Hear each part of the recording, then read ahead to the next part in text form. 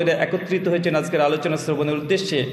আল্লাহ সুবহানাহু ওয়া তাআলা তুমি তাদের প্রত্যেকের নেক নিয়াত এবং নেক আমলগুলো কবুল করে নাও, সকলে পড়ি আমিন। মহান সত্তা আল্লাহ সুবহানাহু ওয়া তাআলার কাছে দোয়া, এই প্রার্থনা, আল্লাহ সুবহানাহু ওয়া তাআলা আমরা মানুষ, আমরা কম বেশি ছোট বড় ভুল ত্রুটি বিচ্যুতি গুনাহ পাপ অন্যায় করে থাকি। আজকের এই আলোচনা সবার ওসিলায় আমাদের পেছনের ছোট ছোট গুনাহগুলোকে তুমি ক্ষমা করে দাও, সকলে পড়ি আমিন।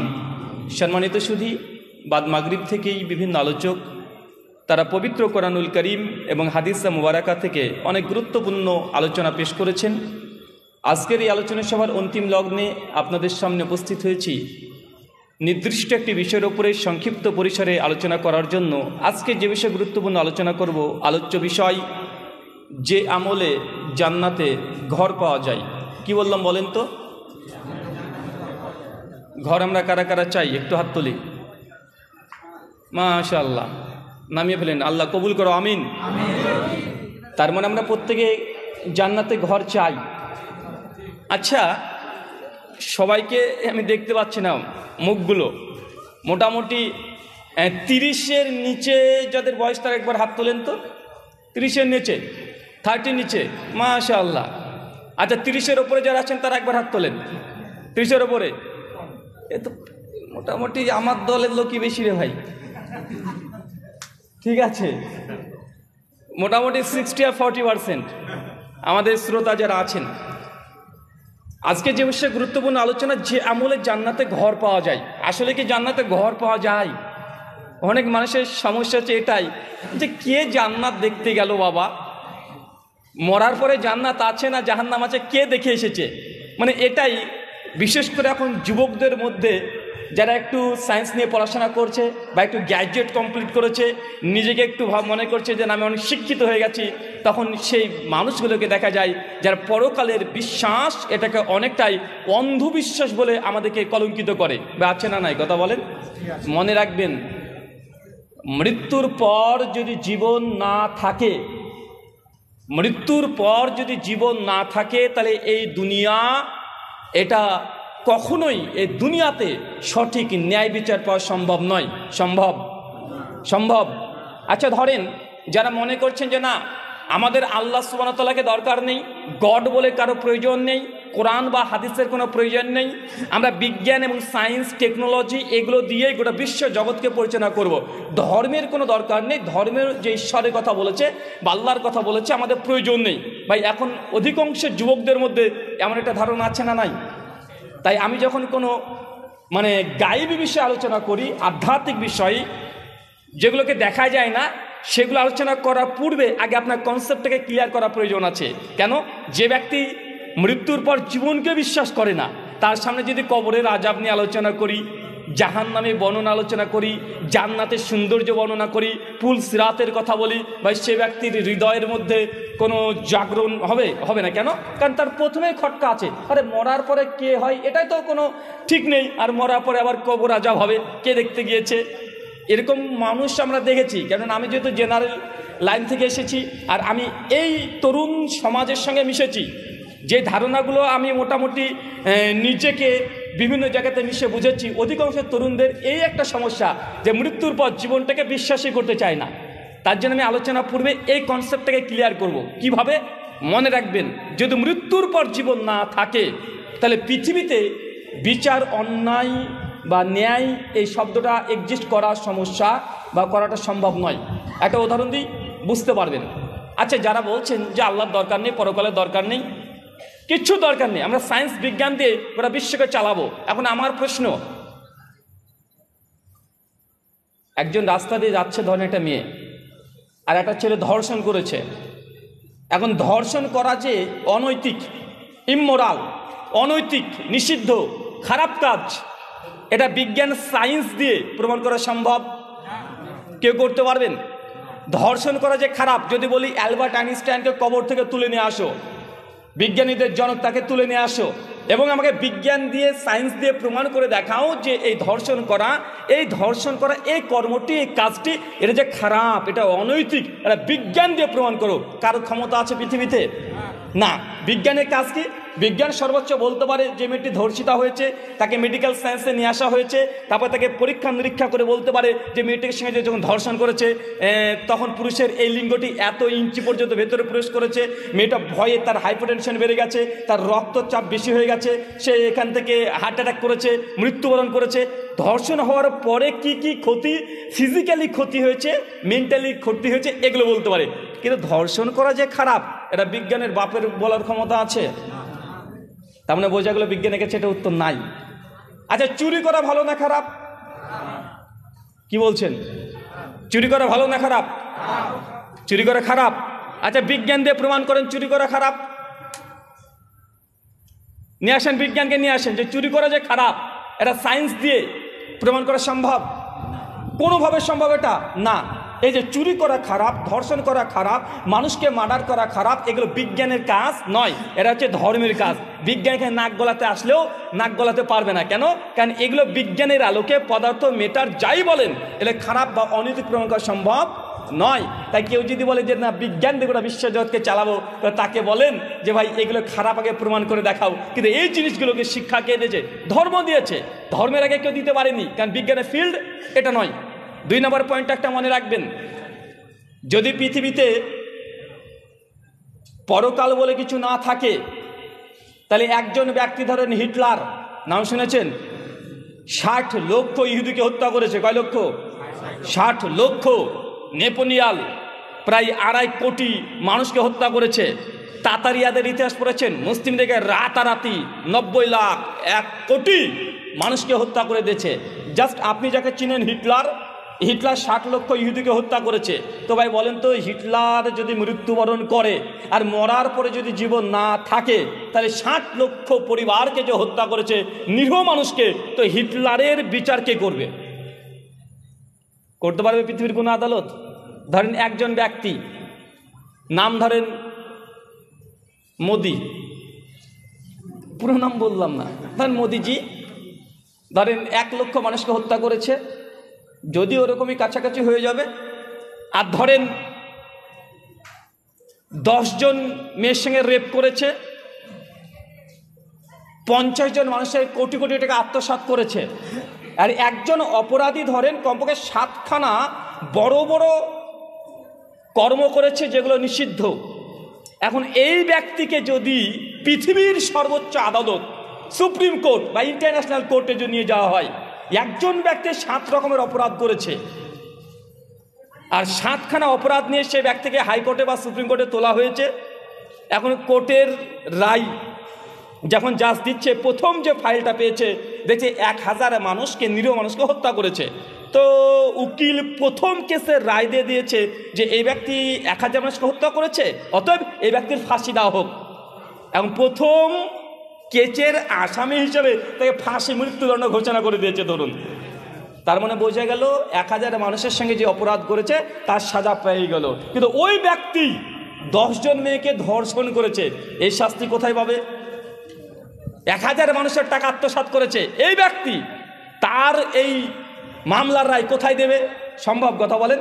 তার মানে বোঝা যাচ্ছে যে পৃথিবীতে বিচার এটা একবারই করা যায়, 10 জন মানুষের বিচার একসঙ্গে করা যায় না। কিন্তু আল্লাহ সুবহানাহু ওয়া তাআলা পরকালকে এই জন্য রেখেছে, হিটলার ও যদি 60 লক্ষ ইহুদিকে মারে, 60 লক্ষ ইহুদির পরিবারের আল্লাহ যদি জাস্টিস করতে চায়, আল্লাহ করতে পারবে। হিটলারকে 60 লক্ষ বার জাহান্নামে দাও দাও করে জ্বালাবে, আবার জীবিত করবে, আবার তাকে দাও দাও করে জ্বালাবে। একেবারে 60 লক্ষ কেন, 60 কোটি হোক না কেন, যত ইচ্ছা আল্লাহ বারবার তাকে শাস্তি দিতে পারে কি পারে না? তাহলে মানুষের জাস্টিসের জন্য, ন্যায় বিচারের জন্য পরকাল ব্যতীত কোনো জায়গাতে ন্যায় বিচার পাওয়া সম্ভব নয়। পৃথিবীতে ক্ষমতা যার, শক্তি যার, পাওয়ার যার আছে, সেই তো রাজত্ব করছে। এই পৃথিবী হয়ে যাবে একটা ইনজাস্টিস, অবিচারকারী। যার ক্ষমতা আছে, যার পাওয়ার আছে, সেই হচ্ছে বিগ বস। আর যার ক্ষমতা নাই তারা কোনোদিন বিচার পাবে না। কারণ একজন ধনী যদি খুন করে, সে 10 লাখ 20 লাখ টাকা খরচ করে সে বেরিয়ে চলে আসছে। কিন্তু একজন নিরীহ মানুষ, সে যদি ছোট্ট কাজও করে, তার টাকা পয়সা নেই, এই জন্য তাকে জেলখানাতে আবদ্ধ হচ্ছে। ও হচ্ছে কি হচ্ছে না? ও হচ্ছে। তাই জাস্টিসের জন্য, ন্যায়ের জন্য পরকাল অলঙ্ঘনীয় থাকাটা আবশ্যিক। না থাকলে এই দুনিয়া হবে একদম জাস্টিসহীন, অবিচারকারী এই পৃথিবী। কখনো জাস্টিস পাওয়া যায় না, এটা মনে রাখবেন। তাই মৃত্যুর পর জীবন এটা অবধারিত না থাকা মানে এই পৃথিবীর অস্তিত্বকে নিয়ে আমাদের কোনো কাজ নেই। দ্বিতীয় অংশ, জান্নাতে যে আমলে ঘর পাওয়া যায়। আচ্ছা, দুনিয়াতে যখন আমরা ঘর চাই, সাইকোলজিস্ট যারা মনোবিজ্ঞানী তারা বলছে যে প্রত্যেক মানুষের যারা সন্তান আছে তাদের মধ্যে কমন কিছু চাহানি আছে প্রত্যেক সন্তানের মধ্যে। এটা আপনি নিজে পরীক্ষা করে দেখে নেবেন। আপনি নিজেই যখন আপনার বাবা আপনাকে ছোটোবেলায় কোনো স্কুলে নিয়ে যাওয়ার সময়তে বা বাজারে ঘুরতে নিয়ে যাওয়ার সময়তে আপনাকে হাত ধরে নিয়ে গেছে, আপনি যখন বড় একটা বিল্ডিং দেখেছেন অটোমেটিক আপনার ভেতর থেকে দেখবেন বাবাকে বলেছেন, আব্বু কবে আমার এমন একটা বাড়ি করবে, আমাদের এই একটা বড় বাড়ি দরকার, বা এমন প্রশ্ন করেছেন কি করেন নাই? কথা বলেন। আপনার ছেলেকেও রাস্তা দিয়ে নিয়ে যাবেন, অটোমেটিক বলবে বাবা আমাদের বাড়ি কবে করবে, ওদের মতো যদি আমাদের ভালো একটা বাড়ি থাকতো। মানে মানুষের মনের স্বপ্ন ছোট থেকেই যে একটা রাজপ্রাসাদ হবে, অনেক সুন্দর বাড়ি হবে, এটা মানুষের ফিতরাত, এটা মানুষ চায়, এটা শিখিয়ে দিতে হয় না। তাই এই যে আমাদের চাহানি, কেনই চাহানি? কারণ মানুষ আমাদের মৃত্যুর পরে আল্লাহ সুবহানাহু ওয়া তাআলা আমাদের জন্য জান্নাতে কিছু ঘর প্রস্তুত করে রাখবেন। আর জান্নাত এটা হচ্ছে আমাদের পৈতৃক সম্পত্তি পড়ে আছে। কি পড়ে আছে? পৈতৃক সম্পত্তি, বোঝেন না? পৈতৃক সম্পত্তি মানে নবী আদম আলাইহিস সালাম নাম শোনা যায়, চিনেছেন? আম্মা হাওয়া নাম চেনা যায়। আল্লাহ যখন করে জান্নাত তাদেরকে দিয়ে দিয়েছিলেন, যাও জান্নাতে চলে যাও, যা ইচ্ছা খাওয়ার পান করো, গাছে গাছে যাবে না, ভুলক্রমে ওখানে চলে যাই, তারপরে আমাদের এই পৃথিবীতে চলে আসি। জান্নাত এটা আমাদের পিতা আদম আলাইহিস সালামের, কি আদম আলাইহিস সালামের না ভাইজান? ওখানে তার বাসস্থান আছে না ভাই? তা আমাদেরকে পৈতৃক সম্পত্তি দখল করতে যেতে হবে না? যেতে হবে। আর যেতে যদি হয় কিছু পরিশ্রম প্রয়োজন আছে, কিছু কষ্ট করতে হবে। কষ্ট ছাড়া জান্নাতে ঘর পাওয়া সম্ভব নয়। মানুষ দুনিয়াতে একটা ঘর তৈরি করার জন্য, স্বপ্নের বাড়ি তৈরি করার জন্য 30 থেকে 40 বছরের কেরিয়ার, দিন রাত পরিশ্রম করছে একটা বাড়ি তৈরি করার জন্য। ভাই করে কি করে না? কত কষ্ট করছে। শুধু মানুষ ইনকাম করে খাওয়া দাওয়ার জন্য নয়, খাওয়া দাওয়ার জন্য শুধু ইনকাম করে না, খাওয়া দাওয়ার পরেও একটা স্বপ্নের বাড়ি তৈরি করব, একটা রাজপ্রাসাদ তৈরি করব। মানুষের এটা চাহানি, এই জন্য 40-50 বছর পরিশ্রম করে যায়, তারপরে দুনিয়াতে একটা ভালো বাড়ি তৈরি করতে পারে না। ঠিক আল্লাহ জান্নাতে ঘর দেবে, তাই দুনিয়াতে কিছু আপনাকে পরিশ্রম করতে হবে। সুনান আবু দাউদ হাদিস নাম্বার 4744, আবু হুরায়রা রাদিয়াল্লাহু তাআলা আনহু বলছেন, আল্লাহ যখন জান্নাতকে তৈরি করলেন, কি তৈরি করলেন বলেন তো? জান্নাত। তার মানে বোঝা যাচ্ছে জান্নাত এটা সৃষ্টি। জান্নাতকে যখন তৈরি করলেন, ফেরেশতা জিবরিলকে বললেন, জিবরিল যাও জান্নাতকে দেখে এসে, আমি জান্নাতকে সৃষ্টি করেছি। মুসনাদে আহমদে বর্ণনা আরেকটা অংশ আসছে, ফেরেশতা জিবরিল যখন জান্নাতে প্রবেশ করেছে, জান্নাতে প্রবেশ করার পরে দেখছে করে জান্নাত এত চমৎকার, এত সুন্দর, এত দৃষ্টিনন্দন। জান্নাত দেখে ফেরেশতা জিবরাইল একদম আর সৌন্দর্য দেখে মুগ্ধ হয়ে গেছে। ছুটে এসে আল্লাহ বলছে, আল্লাহ তোমার জান্নাত এত সুন্দর, পৃথিবীর কোনো মানুষ আর ইনসান, জিন আর ইনসান যদি একবার জান্নাতে বর্ণনা শোনে, আমার মনে হয় না তোমার জান্নাতে এত সৌন্দর্য দেখে সে এই জান্নাত ছাড়া আর কিছু চাইতে পারে। অবশ্যই সে জান্নাতের কাঙাল হয়ে যাওয়ার কথা। এরপরে আল্লাহ সুবহানাহু ওয়া তাআলা ফেরেশতা জিবরিলকে বলছে, জিবরিল যাও আর একবার জান্নাত দেখে এসো। চাচা কয়বার পাঠিয়েছে জান্নাতে? কয়বার? 2 বার। এবার জান্নাতে প্রবেশ করার পরে দেখছে পুরা জান্নাতকে আল্লাহ সুবহানাহু ওয়া তাআলা ঘিরে দিয়েছেন, একদম প্রাচীর দিয়ে ঘেরা আছে। ফেরেশতা জিবরিল অবাক করে জান্নাতকে দেখছি ঘেরা আছে, জান্নাতকে ঘেরা আছে। আল্লাহ নবী বলছেন শুধুমাত্র দুঃখ, কষ্ট, বেদনা আর নিয়ম নীতি দিয়ে। কি দিয়ে বলেন তো চাচা? জান্নাত কি দিয়ে ঘেরা? জান্নাত ঘেরা আছে কি দিয়ে বলেন? দুঃখ, কষ্ট, বেদনা, মনের আকাঙ্ক্ষা, মানে আপনার মনের আল্লাহ সুবহানাহু ওয়া তাআলা যার ইচ্ছা, আল্লাহ সুবহানাহু ওয়া তাআলার ইচ্ছা আর দুঃখ, কষ্ট, নিয়ম নীতি দিয়ে ওরা জান্নাতকে আল্লাহ সুবহানাহু ওয়া তাআলা ঘিরে দিয়েছেন। ফেরেশতা জিবরিল দেখছেন, আমি ওরা বুঝতে পারছেন না যে এই জান্নাত কিভাবে ঘেরা আছে। কি দিয়ে বলেন তো এবার? দুঃখ, কষ্ট আর কি দিয়ে? নিয়ম নীতি। নিয়ম নীতি বোঝেন? মানে আপনি যখন নিজেকে মুসলমান দাবি করছেন, মানে নিজের ইচ্ছার আপনার চলতে পারে না। কেন বলেন তো? কারণ মুসলিম মানে আত্মসমর্পণকারী, নিজের সমস্ত ইচ্ছা আল্লাহর ইচ্ছার কাছে সমর্পণ করে দিলেন। এটাকে বাংলাতে বলে মুসলিম। মানে আপনার কোনো ইচ্ছা আর চলবে না, একজনেরই ইচ্ছা চলবে, সেটা আল্লাহ যা আদেশ করেছে এই ইচ্ছা যদি আল্লাহর ইচ্ছাকে যে আপনি আত্মসমর্পণ করে দেন, আপনাকে বাংলাতে বলা হবে বা আরবিতে বলা হবে আপনি একজন মুসলিম। এখন আল্লাহর যে ইচ্ছা, এই ইচ্ছা দিয়েই পুরো জান্নাতকে ঘেরা আছে, নিয়ম নীতিমালা দিয়ে ঘেরা আছে। নিয়ম নীতি দেখবেন, দেখেন যেমন আপনি নিজেকে মুসলিম দাবি করছেন, পায়ে ধাপ নিজের ইচ্ছে মতো ফেলা যায় না, ফেলা যায়?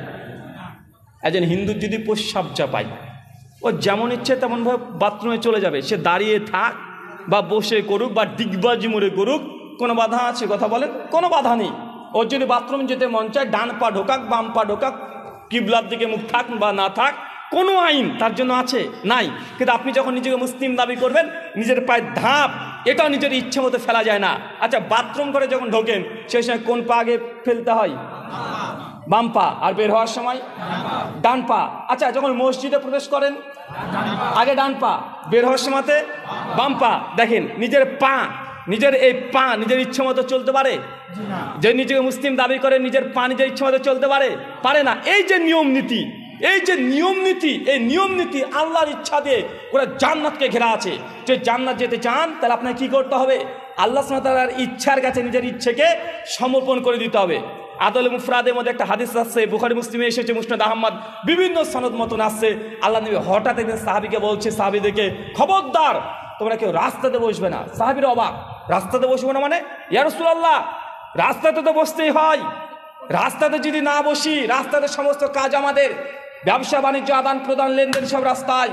আল্লাহ নবী রাস্তায় যদি না বসে আমাদের জন্য কষ্ট হয়ে যায়, আল্লাহ নবী বলছে রাস্তায় বসো না, আর বসতেই যদি হয় রাস্তার হক আদায় করো। সাহাবীরা অবাক, রাস্তার আবার হক?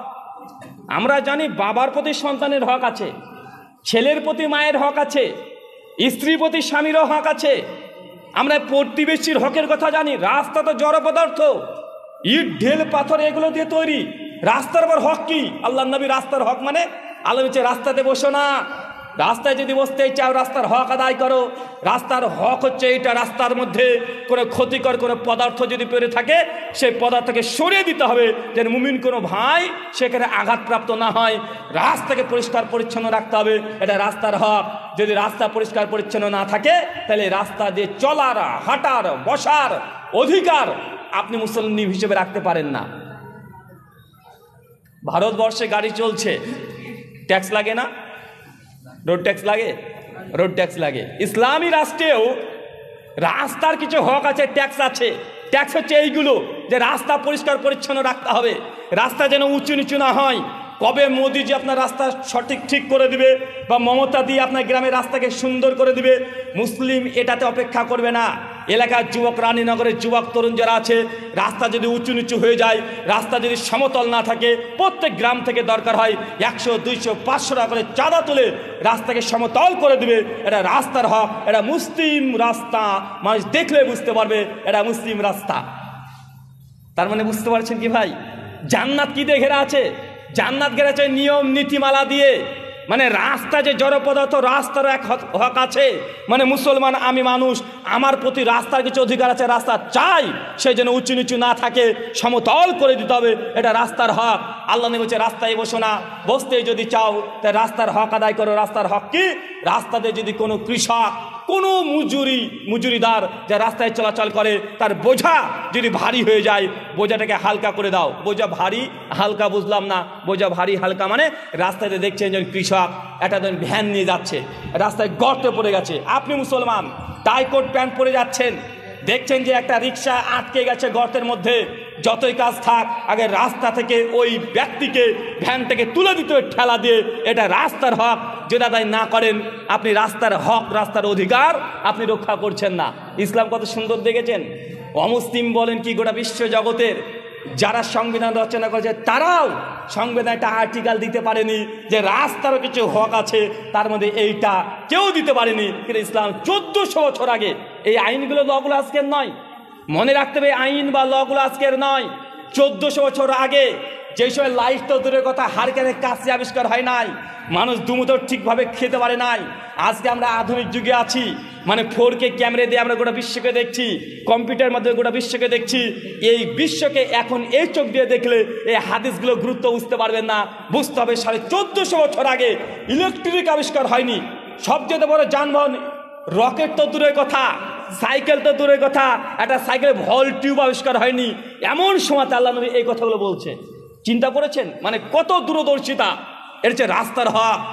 আমাদের সমাজে কি করি আমরা? রাস্তার হক আদায় করি।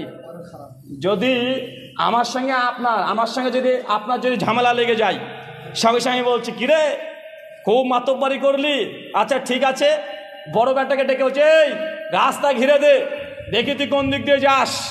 ভাই এমন লোক আছে না নাই? ঝামেলা হলে রাস্তা ঘিরিয়ে দেয়, আছে না ভাইজান? এটা রাস্তার হককে নষ্ট করা। জেনে রাখবেন যে রাস্তাতে মানুষ চলাচল করে, আল্লাহ নবী ক্ষতিকর পদার্থ পড়ে থাকলেও ফেলে দিতে বলেছে। আর আপনার রাস্তা দিয়ে মানুষ হাঁটাহাঁটি করছে, আপনার সম্পত্তি বলে গায়ে জোর দেখিয়ে, দলের দাপট দেখিয়ে যে আপনি রাস্তাকে ঘিরে দেন, রাস্তার হক আপনি নষ্ট করছেন। কিয়ামতের মাঠে রাস্তাও আপনার বিরুদ্ধে সাক্ষী দিতে পারে যে আল্লাহ এই বান্দা আমার হক রক্ষা করেনি। অতই সোজা মনে করছেন ইসলাম এমনি যদি কেউ পালন করে শান্তি এমনি বলে না। ইসলাম যেখানেই আপনি ইনস্টল করবেন ওর শান্তি বিরাজ করবে। সুনান আবু দাউদ হাদিস নাম্বার 26-27 আল্লাহ বলছেন 3টে জায়গাতে প্রস্রাব পায়খানা ফেরা যায় না। এক, যে গাছের নিচে মানুষ আশ্রয় নাই। গাছের নিচে আশ্রয় নিয়ে বোঝেন, দেখবেন ক্ষেত খামারে দেখবেন বড় বড় বৃক্ষরাজি থাকে, কৃষকরা সারাদিন কাজ করছে, এসে ওই গাছের নিচে একটু বিশ্রাম নেয় বা খাওয়া দাওয়া পান করে। আল্লাহ বলছে এই গাছের নিচে খবরদার কেউ প্রস্রাব পায়খানা এগুলো করবে না, বর্জ্য পদার্থ ফেলবে না। আল্লাহ নবী এরপরে বলছেন যে পুকুর থেকে মানুষ পানি ব্যবহার করে এই পুকুরে প্রস্রাব পায়খানা ফেলবে না। গত 3 দিন আগে নিউজ দেখলাম আপনাদের মালদা সম্ভবত ওই সাইডে, জায়গাটার নাম কি যেন, সুজাপুরের সাইডে হবে, যে ওখানে ওয়াটার পুকুর একটা হয়েছে মনে হয় নাকি গোসল করার জন্য। হ্যাঁ, ওয়াটার পার্ক হয়েছে না ভাইজান? সোশ্যাল মিডিয়ায় দেখছি যে ওখানে কারা গোসল করতে গিয়েছে, গোসল করতে গিয়ে পানি তো ডুব মেরে পায়খানা করেছে। মানে কত বড় বদমাইশ দেখেছেন? রাস্তাতে আমরা যখন চলাচল করি সেই সময় দেখি যে যুবকরা, তরুণরা বড় বড় ব্রিজে, বিশেষ করে বহরমপুরে ঢোকার আগে দেখা যায় 8-10 জন বন্ধুরা একসঙ্গে লাইন দিয়ে তার কার পেশাব কত দ্রুত মানে দূরে যায় এটা প্রতিযোগিতা করছে ব্রিজ থেকে। কেউ আপনারা আছেন নাকি এরকম করেন? মানে ব্রিজে পরে উঠেছে, প্রস্রাব 8-10 জন বন্ধু, মানে কার পেশার গতি কত দূর, কে বেশি দূরে ফেলতে পারে, মানে প্রস্রাবে প্রতিযোগিতা চলছে। আর নিচে পানি প্রবাহিত হচ্ছে, মানুষ পানি ব্যবহার করে, গোসল করে, ওখানে মানুষ ওই দিকে থালা বাসন মাজছে, হয়তো ওই প্রস্রাব পায়খানা ওর মধ্যে ফেলছেন। আল্লাহ নবী 1400 বছর আগে বলেছে যে প্রাণী বদ্ধ পানি যেখানে মানুষ উপকার নেয় এই প্রস্রাব পায়খানা এই পুকুরে করা যাবে না। কিন্তু বর্তমান প্রেক্ষাপট দেখেন সব উল্টো। এখন বর্তমান সময় দেখা যায় যে ঝড় বৃষ্টির সময় এলাকার যুবক তরুণদের কাজ, রাস্তাতে যদি কোনো পদার্থ যদি পড়ে থাকে, গাছ ভেঙে ডাল ভেঙে যে রাস্তায় পড়ে থাকে, এলাকার যুবকদের কাজ সেই গাছকে রাতারাতি পরিষ্কার করে রাস্তাকে পরিষ্কার করে দিয়ে যাত্রীদের জন্য সহজ করে দেওয়া। এটা রাস্তার হক যদি আদায় না করেন যুবক, আপনি ইসলামের যে এখনো বুঝতে পারেননি এটা তার প্রমাণ বহন করছে।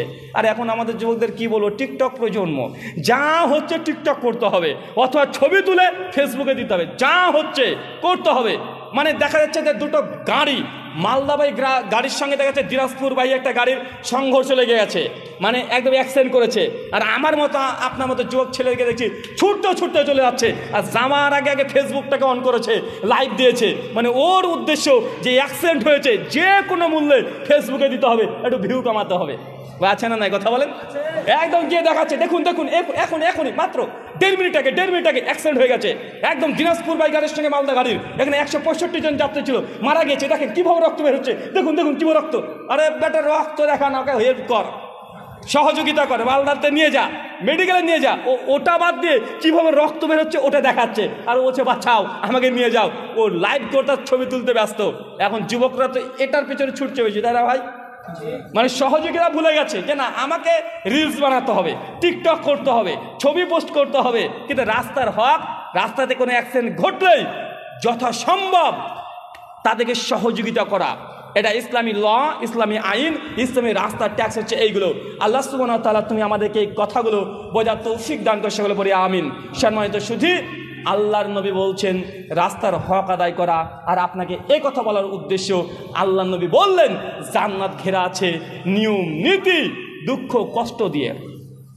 এখন দেখেন তো ভাই, একটা রাস্তার জড় পদার্থ যদি তার এতগুলো নিয়ম নীতিমালা থাকে, প্রস্রাব পায়খানা ফিরতে হলে কমপক্ষে 20 থেকে 22 খান ইসলামের নিয়ম নীতি দিয়েছে।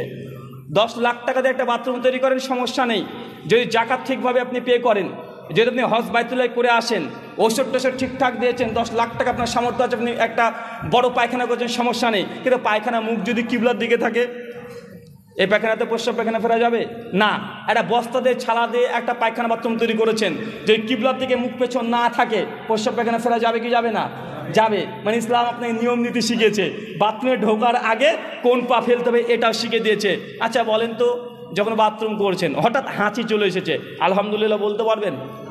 পারবেন না। রাস্তায় দেখছেন একজন ব্যক্তি প্রস্রাব করছে বসে বসে, দেখতে পাচ্ছেন, গিয়ে দেখার পরে সালাম দিতে পারবেন? পারবেন না। আর যদি দিয়ে দেয় ভুল করে, সালামের উত্তর তাৎক্ষণিক দিতে পারছেন না। মানে ইসলাম আপনাকে অনেক নিয়ম নীতি শিখে দিয়েছে। বাথরুমে আছেন, ফোন চলে এসেছে, ওপার প্রান্ত থেকে সালাম দিয়েছে, উত্তর দিতে পারবেন? পারবেন না। জিকির আজকার করতে পারবেন? পারবেন না। কোরআন মাজিদকে ইয়াদ করতে পারবেন? পারবেন না। প্রশ্ন, হুজুর মোবাইল তো এখন আমাদের বিভিন্ন অ্যাপস থাকে, অ্যাপসে কোরআন মাজিদ থাকে, এই মোবাইল নিয়ে কি এখন বাথরুমে ঢোকা যাবে? গেলে কি কোরআনের অবমাননা হবে? উত্তর হচ্ছে হবে না। কেন? কারণ কোরআন মাজিদ যে মোবাইলে আছে, এই কোরআন মাজিদ মোবাইলের মধ্যে কোনো মুশাফ হিসাবে নেই। এটাকে ভাঙলেও কাগজ টাগজ কিছু পাবেন না। এটা জাস্ট একটা ছবির মাধ্যমে আপনার সামনে দেখাচ্ছে যে মানুষের হার্টের মধ্যে কোরআন মাজিদ আছে, হাফেজে কোরআন তার দিল হৃদয়ের মধ্যে আছে। কিন্তু দিলকে বা হৃদয়কে, ব্রেনকে যদি ভাঙেন, কোরআন মাজিদ দেখতে পাবেন? পাবেন না। তো মানুষের যে হার্ট, মানুষের যে ব্রেন আর মোবাইলের মেমোরি দুটোই সিমিলার, তাই হাফের জন্য বাথরুম পায়খানাতে যায় কোনো সমস্যা নেই। ঠিক একইভাবে মোবাইলকে যদি আপনি স্ক্রিনকে বন্ধ করে নিয়ে চলে যান, কোনো গুনাহ পাপ হবে না। কেন? এটা মানুষের ব্রেনের মতো, মোবাইলের মেমোরি সেম কাজ। কিন্তু কোরআন মাজিদ বাথরুমে গিয়ে দেখে দেখে পড়তে পারবেন না, যদিও মোবাইলে থাক। কথা কি বুঝতে পারছেন? তারপরে বোঝা যে বাথরুমে ঘরেও ইসলামী নিয়ম নীতি আছে। প্রস্রাব পায়খানা যে ইচ্ছে মতো করা যায় না, বা ইচ্ছাকৃত দাঁড়িয়ে দাঁড়িয়ে প্রস্রাব ফেরা যায়? যায় না। কতগুলো নিয়ম নীতি নেবেন? এক খেতে গেলে ইমাম নওয়ী রাহিমাহুল্লাহ রিয়াদুস সলিহিনে 30খানা সুন্নাত বর্ণনা করেছে। 30খানা শুধু খাবার সুন্নাত, অবাক হয়ে যাবেন। এই জন্য দুটো জিনিস দেখালাম যে রাস্তার জড় পদার্থ একের জন্য কত অধিকার আছে। প্রস্রাব পায়খানা নিজের ন্যাচারাল ব্যাপার, তাই কত এই ইসলামী বিধিবিধান আছে। তাহলে অন্য ইবাদতের ক্ষেত্রে, অন্য আমলের ক্ষেত্রে কত নিয়ম নীতি থাকতে পারে, এটা জাস্ট আপনাকে কল্পনায় নিয়ে আসার জন্য এই ছোট্ট কথা দুটো আপনার সামনে শেয়ার করলাম। আল্লাহ নবী এরপরে বলছে, এরপরে আল্লাহ জাহান্নাম তৈরি করলেন। বলেন তো কি তৈরি করলেন? জাহান্নাম তৈরি করার পরে ফেরেশতা জিবরিলকে বলছে, জিবরিল যাও জাহান্নামকে দর্শন করে এসো। জাহান্নামকে দেখে ফেরেশতা জিবরিল দেখছে জাহান্নাম এত ভয়ঙ্কর, জাহান্নামের এক অংশকে গিলে গিয়ে খেয়ে নিচ্ছে। জাহান্নামের আগুন দাউ দাউ করে জ্বলছে, পৃথিবীর আগুনের চেয়ে ৭০ গুণ জাহান্নামের আগুনের যে উত্তাপ, এটা আরো বেশি। এটা বিশ্বাস হয়? অনেকে প্রশ্ন করে, রুহুল আমিন ভাই কি যে বলেন, আগুন তো আগুন, পৃথিবীর আগুনের চেয়ে ৭০ গুণ তাপ, এটা কেমন হয়ে গেল না? আচ্ছা বলেন তো ভাই, লম্ফ বোঝেন? লম্ফ, হ্যাঁ, এই যে ছোটবেলায় পড়তাম আমরা, ছোটবেলাতে তখন তো ইলেকট্রিক এত অ্যাভেলেবল ছিল না। এই একটা লম্ফ দিয়ে দিত মায়ে, বা একটা মোমবাতি জ্বালিয়ে দিত, আর ৩-৪ ভাই বোন একদম মোমবাতির চারিপাশে আমরা পড়াশোনা করতাম। ওই যে মোমবাতি বা লম্পর আগুন, ওটা আগুন না ভাইজান? আচ্ছা ওর উত্তাপ, আর বাড়িতে স্টোভ আগে ব্যবহার করতেন, স্টোভ। আচ্ছা ওর আগুনের তাপ কি সমান? হ্যাঁ।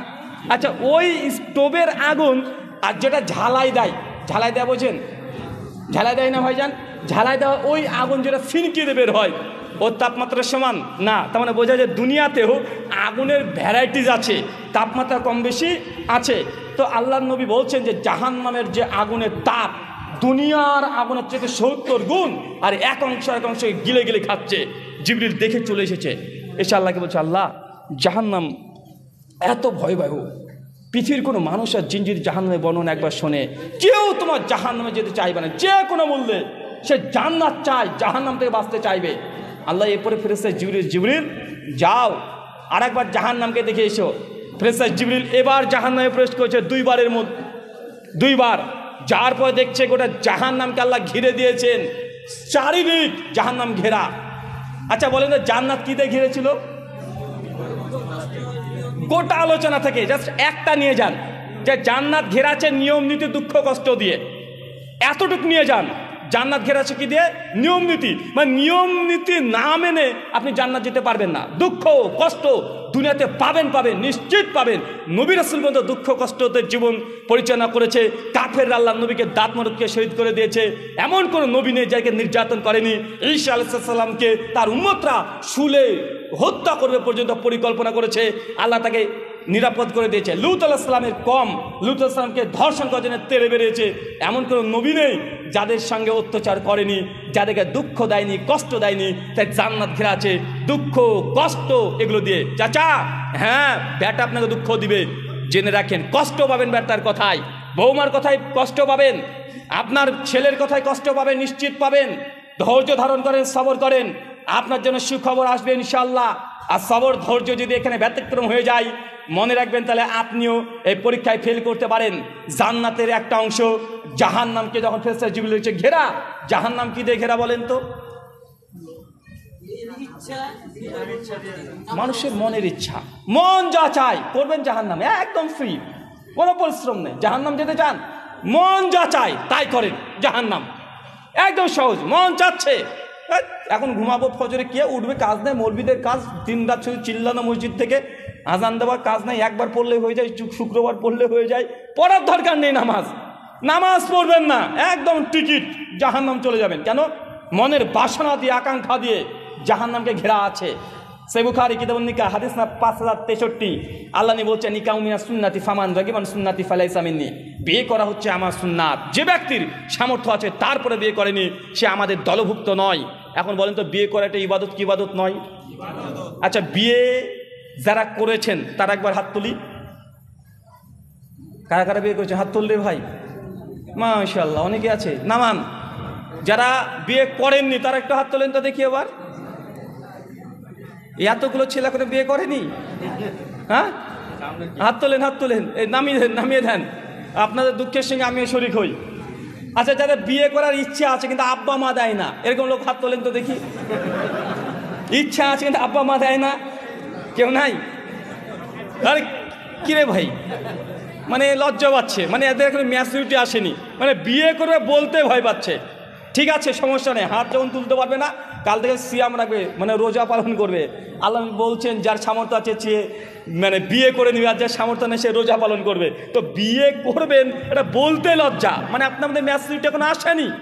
আপনাকে বাবাকে বলতে আব্বা আমার প্রয়োজন, বিয়ে করতে হবে, এটা যতক্ষণ না বলতে পারছেন আব্বার সামনে, ততক্ষণ আপনি বিয়ের এখন যোগ্য হননি। এত লজ্জা করলে হবে? আচ্ছা, আল্লাহ নবী বললেন বিয়ে করা হচ্ছে আমার সুন্নাহ, তার না বিয়ে করা একটা ইবাদত কি ইবাদত নয়? ইবাদত। আচ্ছা, যারা বিয়ে করেছেন তারা কি কখনো মনে করেছেন বিয়ে করা একটা ইবাদত? মানে আপনি বিয়ে করতে যাচ্ছেন মানে একটা ইবাদত করতে যাচ্ছেন। মানে মানুষ যখন হজ করতে যায় একটা ইবাদত করতে যাচ্ছে না? আরে জীবনে একবারই হজ করব, হজ, আরে অনেক দিনের স্বপ্ন, হজ করব, বাইতুল্লাহ যাব, এই যে একটা ভাব যে না ইবাদত করতে যাচ্ছি। আরে বিয়ে তো মানুষ জীবনে একটাই করছে, চারটে জায়েজ ভিন্ন কথা, যখন প্রথম বিয়ে করতে যাচ্ছেন আপনি মনে করছেন যে একটা আপনি ইবাদতের মধ্যে যাচ্ছেন, ইবাদত করতে যাচ্ছেন, এরকম ফিল হয়েছিল? না, হয়নি। আপনি ভাবছেন যে বাবা কতদিন পরে আজকে বিয়ে করছি, অনেক স্বপ্ন, মানে বউটাকে পাবেন কাছে, এটা নিয়ে রাত দিন আপনার এক হয়ে গেছে, মানে বিয়েটা আপনি ইবাদত মনে করেননি। আচ্ছা চাচা, আপনার মেয়ের যখন বিয়ে দিয়েছিলেন আপনি কি মনে করেছিলেন যে আপনি একটা ইবাদত করতে যাচ্ছেন? জি না। যদি বিয়েটাকে মুসলমান সমাজ ইবাদত মনে করতো তো বিয়ের 3 দিন আগে থেকে ডিজে বাজিয়ে গান বাজিয়ে মেয়ের বিয়ে কখনো কোনো বাবা দিত না, বিয়েকে ইবাদত মনে করে না। তাই সমাজে ডিজে পার্টি ছাড়া বিয়ে এখন শেষ হয় না, আছে না নাই? আপনাদের এলাকায় ডিজে বাজে? বাজে। আল্লাহর নবী যখন কোনো গান শুনতেন, বাদ্যযন্ত্র শুনতেন, কানে এইভাবে আঙুল দিতেন, এইভাবে একদম আঙুল দিতেন। আর সাহাবীকে বলতেন, ডেকে বলতেন সাহাবীদেরকে যে কিছু শোনা যায়? সাহাবীরা লাব্বাইকে রাসূলুল্লাহ, আল্লাহর নবী এখনো শোনা যাচ্ছে। আল্লাহর নবী কান থেকে আঙ্গুল বের করতেন না, যতক্ষণ গান বাদ্যযন্ত্র শুনতেন নবী কান থেকে আঙ্গুল বের করতেন না। আর আপনি কি করছেন? নবী কানে আঙ্গুল পুড়তেন, আপনি কানে হেডফোন পুড়ে গান শুনছেন। ডাইরেক্ট নবী সুন্নাতের সঙ্গে বিরুদ্ধ আচরণ করা। নবী গান বাদ্যযন্ত্র শুনবে না এই জন্য কানে আঙ্গুল দিতেন, আর আমি আপনি কি করছি? গান ডিজে শুনবো, কানে এই জন্য হেডফোন, ইয়ারফোন, বাপ মা ছেলে মেয়ে সবাই এক এক কানে কানে হেডফোন দিয়ে গান শুনছে, বাদ্যযন্ত্র বাজছে, আছে না নাই? কথা বলেন। 31 জানুয়ারি বা 25শে ডিসেম্বর বা নিজের বার্থডে যেখানেই যান গান বাদ্যযন্ত্র অ্যাভেলেবেল হয়েছে কি হয় নাই? আরে একটা ট্রাক দেখি 8-10টা ডিজে, একদম গান তো নাই, কোনো কথাই নাই, সব দুমদাম বাজে, আছে না ভাইজান? শয়তান দেখেছেন কিভাবে নবীর সুন্নাতকে চ্যালেঞ্জ করেছে? নবী কানে আঙ্গুল দিত, আমরা কানের মধ্যে দিয়ে দিচ্ছি ডাইরেক্ট। আর বিয়েকে আমরা কখন ইবাদত মনে করছি না। চাচা মনে রাখবেন, আপনার মেয়ের বিয়ে দিচ্ছেন, বিয়ে তো সহজ জিনিস নয়। আর মেয়েরা যেভাবে ব্যালেন্স করে চলে, পৃথিবীর কোনো পুরুষ এই ব্যালেন্স করে চলতে পারবে না।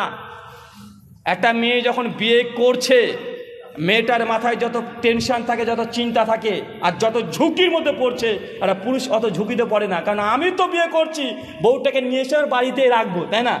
আর মেয়েটা তার ছোটবেলাকার বন্ধুকে ত্যাগ করে দিচ্ছে, বান্ধবীকে ত্যাগ করে দিচ্ছে, স্কুল কলেজ লাইফে সবার সঙ্গে রিলেশন কাট হয়ে গেল। কোথায় মালদায় ছিল মেয়েটার বাড়ি, বিয়ে হচ্ছে দিনাজপুর। কোথায় দিনাজপুর বাড়ি, মেয়েটার বিয়ে হচ্ছে কলকাতাতে চলে যাচ্ছে। বাবা মা আত্মীয় স্বজন বন্ধু বান্ধব পুরো ডিসকানেক্ট। আর নতুন হঠাৎই রাতারাতি নতুন সম্পর্কে আবদ্ধ হতে হচ্ছে। যেই মানুষটাকে কোনোদিন দেখেনি তার সঙ্গে বেড শেয়ার করতে হচ্ছে, তার মাকে মা বলতে হচ্ছে, তার বাবাকে বাবা বলতে হচ্ছে, তার ছোট বোনকে বোনের মতো ব্যবহার করতে হচ্ছে। শুধু মনে করা নয়, মানে একটু যদি 19-20 হয়ে যায়, মানে শাশুড়ির সঙ্গে একটু যদি কথা নিয়ে কাটছাট হয়ে যায়, অমনি ব্যাটার কাছে সে বলে দিবে যে তোর বউ আমাকে এই করেছে, সংসারে অশান্তি। বোনটার সঙ্গে যদি ভালোভাবে ব্যবহার না করে, অমনি বলবে যে ভাবি আমার খারাপ। প্রতিবেশীর সঙ্গে যদি খারাপ ব্যবহার একটু হয়ে যায়, বা একটু যদি মুখটা বেশি চলে, প্রতিবেশী বলবে অমুকের বউটা খুব বজ্জাত, ভাই বলে না ভাইজান? তো মেয়েটাকে সম্পূর্ণ নতুনভাবে সেকেন্ডের মধ্যে রাতারাতি একটা সম্পর্ক তৈরি করে ফেলতে হচ্ছে। মেয়েটাকে কম ব্যালেন্স করে মনে করছেন? এটা পুরুষ পারবে না, এটা মেয়েদের দ্বারাই সম্ভব, এটা পুরুষ পারবে না। আর এটা করতে হলে আল্লাহ সুবহানাহু ওয়া তাআলার মদদ, সাহায্য লাগবে, রহমত লাগবে। কিন্তু বিয়ের আগে যদি আপনি আল্লাহকে নারাজ করে দেন, গান বাজিয়ে বাদ্যযন্ত্র বাজিয়ে মেয়েটাকে অর্ধলঙ্গ অবস্থায় হলুদ মাখার যে অনুষ্ঠান হয় নাকি, এটা আবার হয়? আচ্ছা, কারা কারা বিয়ে করেছেন তো বুঝলাম। আচ্ছা, হলুদ বিয়েতে কারা কারা মেখেছেন বাবা, একটু হাত তোলো তো দেখি। হ্যাঁ, মেখেছেন? কে মাখিয়েছে? ভাবি? হ্যাঁ, হলুদ কে মাখায় এলাকাতে বিয়ের দিনে? ভাবি না?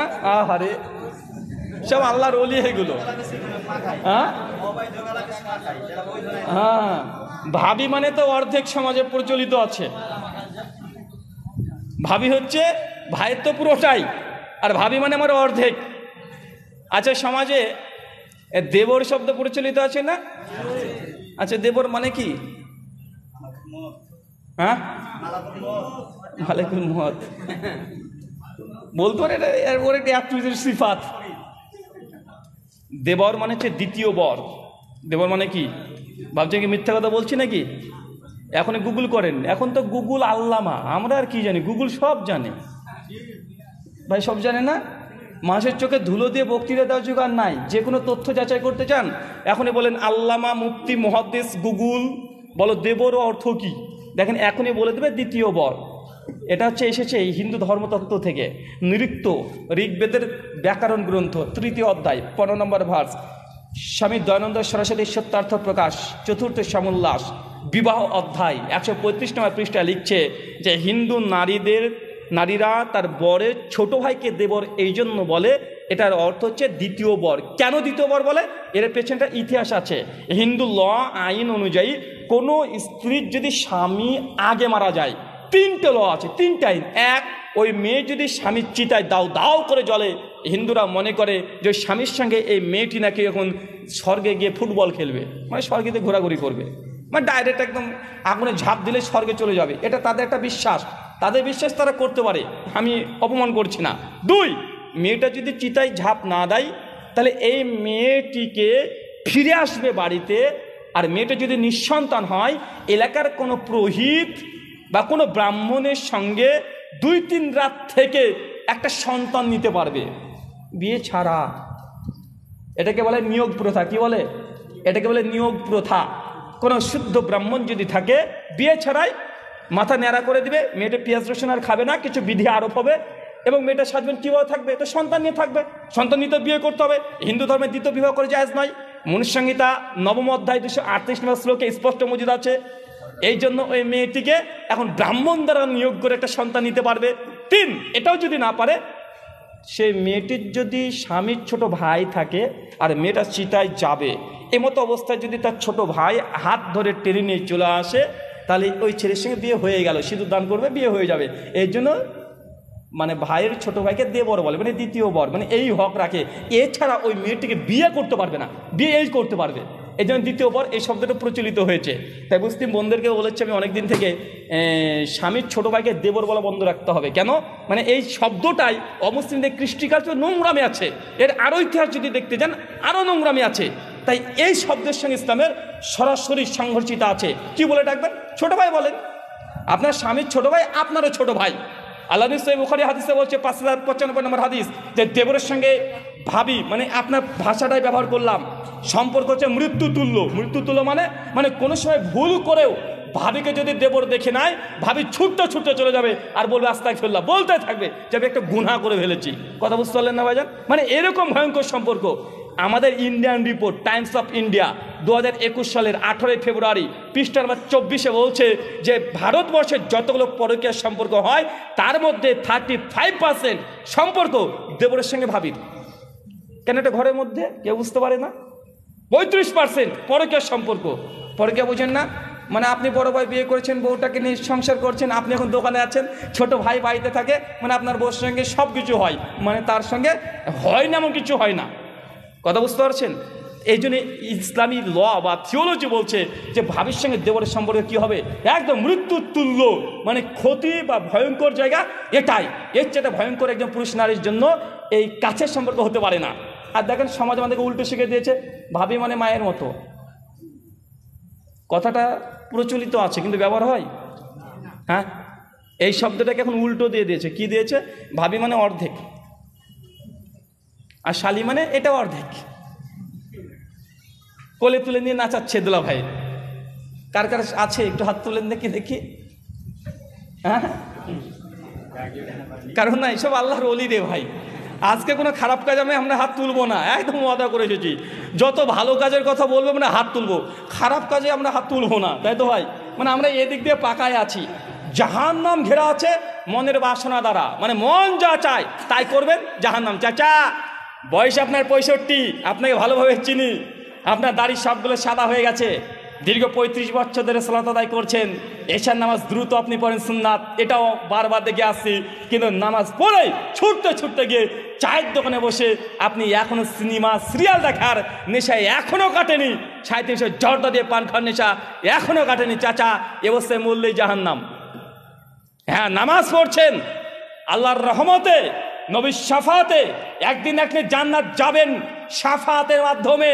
কিন্তু এই যে নোংরামি আপনি করেছেন, নামাজ পড়েছেন, যদি শিরক অন্তরে না থাকে একদিন জান্নাতে যাবেন, কিন্তু মরার পরে হিসাব হওয়ার পরে আগে আপনাকে জাহান্নামে যেতে হবে। সাবধান, জাহান্নাম ঘিরাচ্ছে মানুষের মনের বাসনা দ্বারা। আচ্ছা, হলুদ মাখানো যে অনুষ্ঠান সমাজে চলে, মেয়েদেরকে হলুদ মাখাই এলাকাতে গোসল করাই? হ্যাঁ, আচ্ছা আপনারা গোসল করেছেন? যারা বিয়ে করেছেন, গোসলটা কে করেছিল? ভাবিতে না ভাই? মানে আপনাকে লুঙ্গি পরে বসে দিয়েছে আর খালি গায়ে আপনি আর এসে একদম গ্রামের যারা আছে ভাবি টাবি যারা আছে ধরেন, এসে সব গা ডলে ডলে আপনাকে হলুদ মাখাচ্ছে আর গোসল করাচ্ছে। মানে এত বড় ধেরে হয়ে গেলেন, সারা জীবন গোসল করতে পারলেন, বিয়ের দিন সকালের দিকে গোসল করতে জানেন না, পাড়ার মেয়েগুলো লাগবে গোসল করাতে। এগুলো বদমাইশি না ভাইজান? একদম অমুসলিমদের কৃষ্টি কালচার মুসলমানের মধ্যে ঢুকে গেছে। একটা হাদিস দেখেন, সুনান আবু দাউদ 465 নম্বর হাদিস। আল্লাহ নবী বলছেন যে ছেলে বয়স যদি 7 হয়ে যায় নামাজের আদেশ করো, বয়স 10 হয়ে গেছে নামাজের আদেশ করতে হবে, তো হবেই। তাদের বিছানা আলাদা করে দাও, মানে 2 ভাই এক বিছানায় ঘুমাতে পারবে না, 2 ভাই এক বিছানায় ঘুমাতে পারবে না। আর যে বেড আলাদা করতে না পারে, নবী বলছে 2টো চাদর পৃথক করে দাও, মানে এক চাদরের নিচে 2 ভাই আর ঘুমাতে পারবে না। পারবে? কথা বলেন কেন? উবায়দুর রহমান ওয়াকফুর রহমাল্লাহ তাফাতুল আহওয়াজির মধ্যে এহাসে ব্যাখ্যা করতে গিয়ে বলছে যে যখন ছেলেদের বয়স 10 হয়ে যায় তখন তাদের ম্যাচুরিটি চলে আসে, ছেলে স্বপ্ন তো সেতে পারে, সেটা 2 ভাই একসাথে ঘুমিয়ে থাকবে, তাদের গায়ের সঙ্গে গা ঘর্ষণ লাগিয়ে শয়তানি অসুস্থা দিয়ে খারাপ কোনো কাজে ঘটে দিতে পারে। বর্তমান প্রেক্ষাপটে দেখা যাচ্ছে না ভাইজান, অধিকাংশ জায়গাতে ছেলের সঙ্গে বিয়ে করে চলে আসছে, বলছে আমি ভালোবাসি, ছেলেকে বিয়ে করছে, মেয়েকে বিয়ে করছে, সমকামিতা গে এগুলো আপনারা দেখছেন না ভাই? LGBTQ পুরো সেক্টর, তারা ছেলেকে বিয়ে করছে, মেয়েকে বিয়ে করছে। আচ্ছা আমি দেখতে ছেলে কিন্তু ভেতরে আমি মেয়ে আছি, অতএব আমি একটা ছেলেকে বিয়ে করব। চলছে না ভাই ফিতনাগুলো? এবং ভারতে এগুলো লিগ্যাল করে দিয়েছে। আল্লাহ নবী 1400 বছর আগে বলে দিয়েছে, দুই ভাই এক বিছানায় এক চাদর নিচে ঘুমাতে পারবে না। কেন? এখান থেকে ফিতনার আশঙ্কা হতে পারে। কেন? দুই ভাইয়ের গায়ের সঙ্গে গা ঘষতে পারে, এখান থেকে খারাপ কিছু হয়ে যেতে পারে। দুই বোন যদি ম্যাচুরিটি হয়ে যায়, প্রাপ্তবয়স্ক হয়ে যায়, তাদের যদি নারী নারী কণ্ঠ চলে আসে, শরীরের গঠন পরিবর্তন হয়ে যায়, নারী নারী সুলভ যদি চলে আসে, মেনস্ট্রুয়েশন যদি শুরু হয়ে যায়, এই মেয়েটা দুই বোন আপন বোন এক চাদর নিচে ঘুমাতে পারবে না। কেন? ওদের সঙ্গে এই জিনিসটা ঘটতে পারে। আচ্ছা, দুই বোনের যদি গায়ের সঙ্গে গা ঘষা জায়েজ না হয়, তা আপনার মেয়েটা 22 বছর বয়স, পাড়ার মেয়ে মানুষ বলেন ছেলে মানুষ বলেন, তারা কিভাবে এসে আপনার মেয়েটার অর্ধলঙ্গ অবস্থায় গায়ে ডলে ডলে সিক্রেট জায়গাতে হলুদ মাখাতে পারে? দুই বোন যখন গা ঘষা জায়েজ নয়, বুঝতে পারলেন না মনে হয়? পাড়ার খালা বলেন আর চাচি বলেন, এসে আপনার গা ঘষে ঘষে যে হলুদ মাখিয়ে দেবে, এটা কিভাবে জায়েজ হতে পারে? একটু চিন্তা করে দেখেছেন কিভাবে জায়েজ হতে পারে? আমরা বুঝলাম না। অমুসলিমদের কৃষ্টি কালচারগুলো মুসলমানদের দিয়ে দিচ্ছি, মানে আস্তে আস্তে বলছি না না আমাকে তো হলুদ মাখাচ্ছে আমার খালা বা আমার প্রতিবেশী খালা বা মামি, এরা মাখিয়েছে। ভাই, হলুদ প্রথাটাই ইসলামে এটা নতুনভাবে ঢোকানো হয়েছে, তাই এই প্রথা থেকে দূরে থাকবেন। আর এই হাদিসগুলো কঠিন হুঁশিয়ারি আপনাকে বারবার স্মরণ করে দিই। সহিহ বুখারীর মধ্যে আল্লাহ নবী বলছেন যে বেপর্দা নারীর সামনেও পর্দাশীল নারী যেন তার সৌন্দর্য প্রকাশ না করে। বুঝতে পারলেন না? মানে আপনার স্ত্রী পর্দা করে, বোরখা পরে, পর্দাকে মেনটেন করে চলে, আর দেখা যাচ্ছে আপনার পাশের বাড়ি একজন মেয়ে ও পর্দা করে না, নতুন বিয়ে করে গিয়েছেন আপনি, আপনার বউটা পর্দা করে, আর দেখবেন বিয়ের পরের দিন গোটা এলাকার মানে সব চলে আসে দেখতে, চল ওর বেটা বিয়ে করেছে দেখে আসি, ওর বউটাকে দেখে আসি। আপনার স্ত্রী যদি বুরখা পর্দা মেনটেন করে চলে, তাহলে বেপর্দা পাড়ার কোনো নারীও যদি থাকে, তার সামনে সৌন্দর্য প্রকাশ করতে পারবে না। আল্লাহ বলছেন যে পারবে না। কেন? কারণ বেপর্দা নির্লজ্জ মেয়ে আপনার স্ত্রীর সৌন্দর্য দেখে গিয়ে তার স্বামীকে গিয়ে বলবে, জানো হুজুরের স্ত্রীকে দেখলাম, কত সুন্দর দেখতে গো, বোরখার মধ্যে একটা রূপের একদম ঝলক দেখে আসলাম, ঠোঁটগুলো কি সুন্দর, মনে হচ্ছিল আমি একটা কিস বসিয়ে দিই। বেগম বদমাশ মেয়ে আসে না ভাইজান? তার সৌন্দর্যের প্রশংসা তার স্বামীর কাছে গিয়ে করবে, আর তার স্বামী মনে মনে জেনা করবে। আল্লাহ নবী বলছে, খবরদার বেপর্দা নির্লজ্জ নারীর সামনে যেন একজন পর্দাশীল নারী সে যেন স্বাভাবিকভাবে তার সৌন্দর্য প্রকাশ না করে। কেন? কারণ ও নোংরামি করে তার স্বামীকে বলে দিবে। ইসলাম এত সুন্দর, এত সূক্ষ্মভাবে আমাদের শিখিয়ে দিয়েছে, কিন্তু আমরা বিবাহর নামে যে নোংরামিগুলো করছি, ভয়ঙ্কর পরিস্থিতি। আর আমি আগে বলেছি, আল্লাহকে প্রথমে যদি বিয়ের আগে যদি নারাজ করে দেন, আপনার মেয়ের তালাক ডিভোর্স হবে না তো কার মেয়ের হবে? আপনার মেয়ে তো ডিভোর্স তালাক হবে। কেন? আল্লাহকে বিয়ের আগেই নারাজ করে দিয়েছেন গোটা গোষ্ঠী মিলে, গোটা প্রতিবেশী মিলে। আল্লাহ সুবহানাহু ওয়া তাআলা আমাদের প্রত্যেককে বিবাহটা শরীর সম্মত হওয়া তৌফিক দান করে, সকলে পড়ি আমিন। আচ্ছা, আপনার গেট ঘেরার জিনিস আছে? গেট ঘিরে, হ্যাঁ, মানে বরের গাড়ি আসবে, গেট ঘিরে রাখবে, ফিতা কাটতে হবে, 5001 টাকা দিতে হবে, আছে? পাকা সুন্নাত না ফরজ রে ভাই? এটা কি?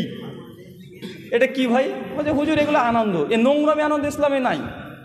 বলছে এমনি জাস্ট আমরা আনন্দ করছি, এটা ধর্ম হিসেবে নাই। আরে ভাই, ধর্ম হিসেবে না বুঝলাম, কিন্তু গেটে থাকে কারা? পাড়া সুন্দর মেয়েগুলো, মেয়ের বান্ধবীগুলো, আর যারা আসছে ছেলের বন্ধুগুলো আসছে, গায়ে থেকে নেমে আগে ভাগাভাগি হয়ে যায়, ওইটা আমার ওইটা তোর। হ্যাঁ ভাই, আমরা জানি না ভাবছেন নাকি? আমরা তো আপনাদের মধ্যে থেকে বড় হয়েছি। আর মৌলভী সাহেব জীবন্তন ব্যক্তিরা মৌলভী হয় না, ও কমপক্ষে 700 বাড়ির ভাত খাওয়ার পরে একটা মৌলভী সাহেব হয়। মানে আপনারা ভাবেন যে মৌলভীরা কিছু বুঝে না, সবই বুঝে।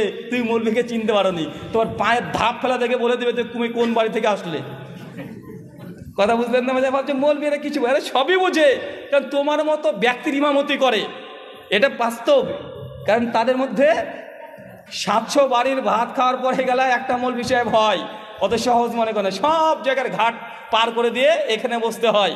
তার মানে আপনাকে বোঝানোর চেষ্টা করলাম এটা দিয়ে যে ভাই এই নোংরামিগুলো বন্ধ করেন। এই নোংরামিগুলো করলে আল্লাহর পক্ষ থেকে বরকত আপনার বিয়েতে পাবেন না। আজকে আলোচনা করার পূর্বে আমি আজকে সকালবেলা ফেসবুকে পোস্ট করেছিলাম যে বিয়ে করার পরে কাদের রিজিক বৃদ্ধি হয়েছে না কমে গেছে না একই আছে? হ্যাঁ, দেখেছেন? কারা কারা দেখেছেন হাত তোলেন তো। বুঝতে পারলাম না।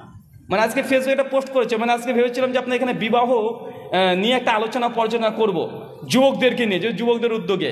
তার ফেসবুকে একটা পোস্ট দিয়ে এসেছিলাম যে বিয়ে করার আগে যারা ইনকাম করতেন, বিয়ের পরে ইনকাম কি বৃদ্ধি হয়েছে না কমে গেছে না একই আছে? আলহামদুলিল্লাহ 100টায় 100%। সবাই বলছে ভাই বিয়ে করার পরে রিজিক বৃদ্ধি হয়েছে। আগে 7,000 বেতন ছিল, এখন 15,000 হয়েছে। আগে 10,000 ইনকাম করতে এখন 30,000 হয়ে গেছে। বিয়ের পরে স্ত্রী যখন আসে 3 মাসের পরেই আমার ইনকাম ডবল হয়ে গেছে। কে বলছে ছেলে হওয়ার পরে ইনকাম 3 গুণ হয়ে গেছে।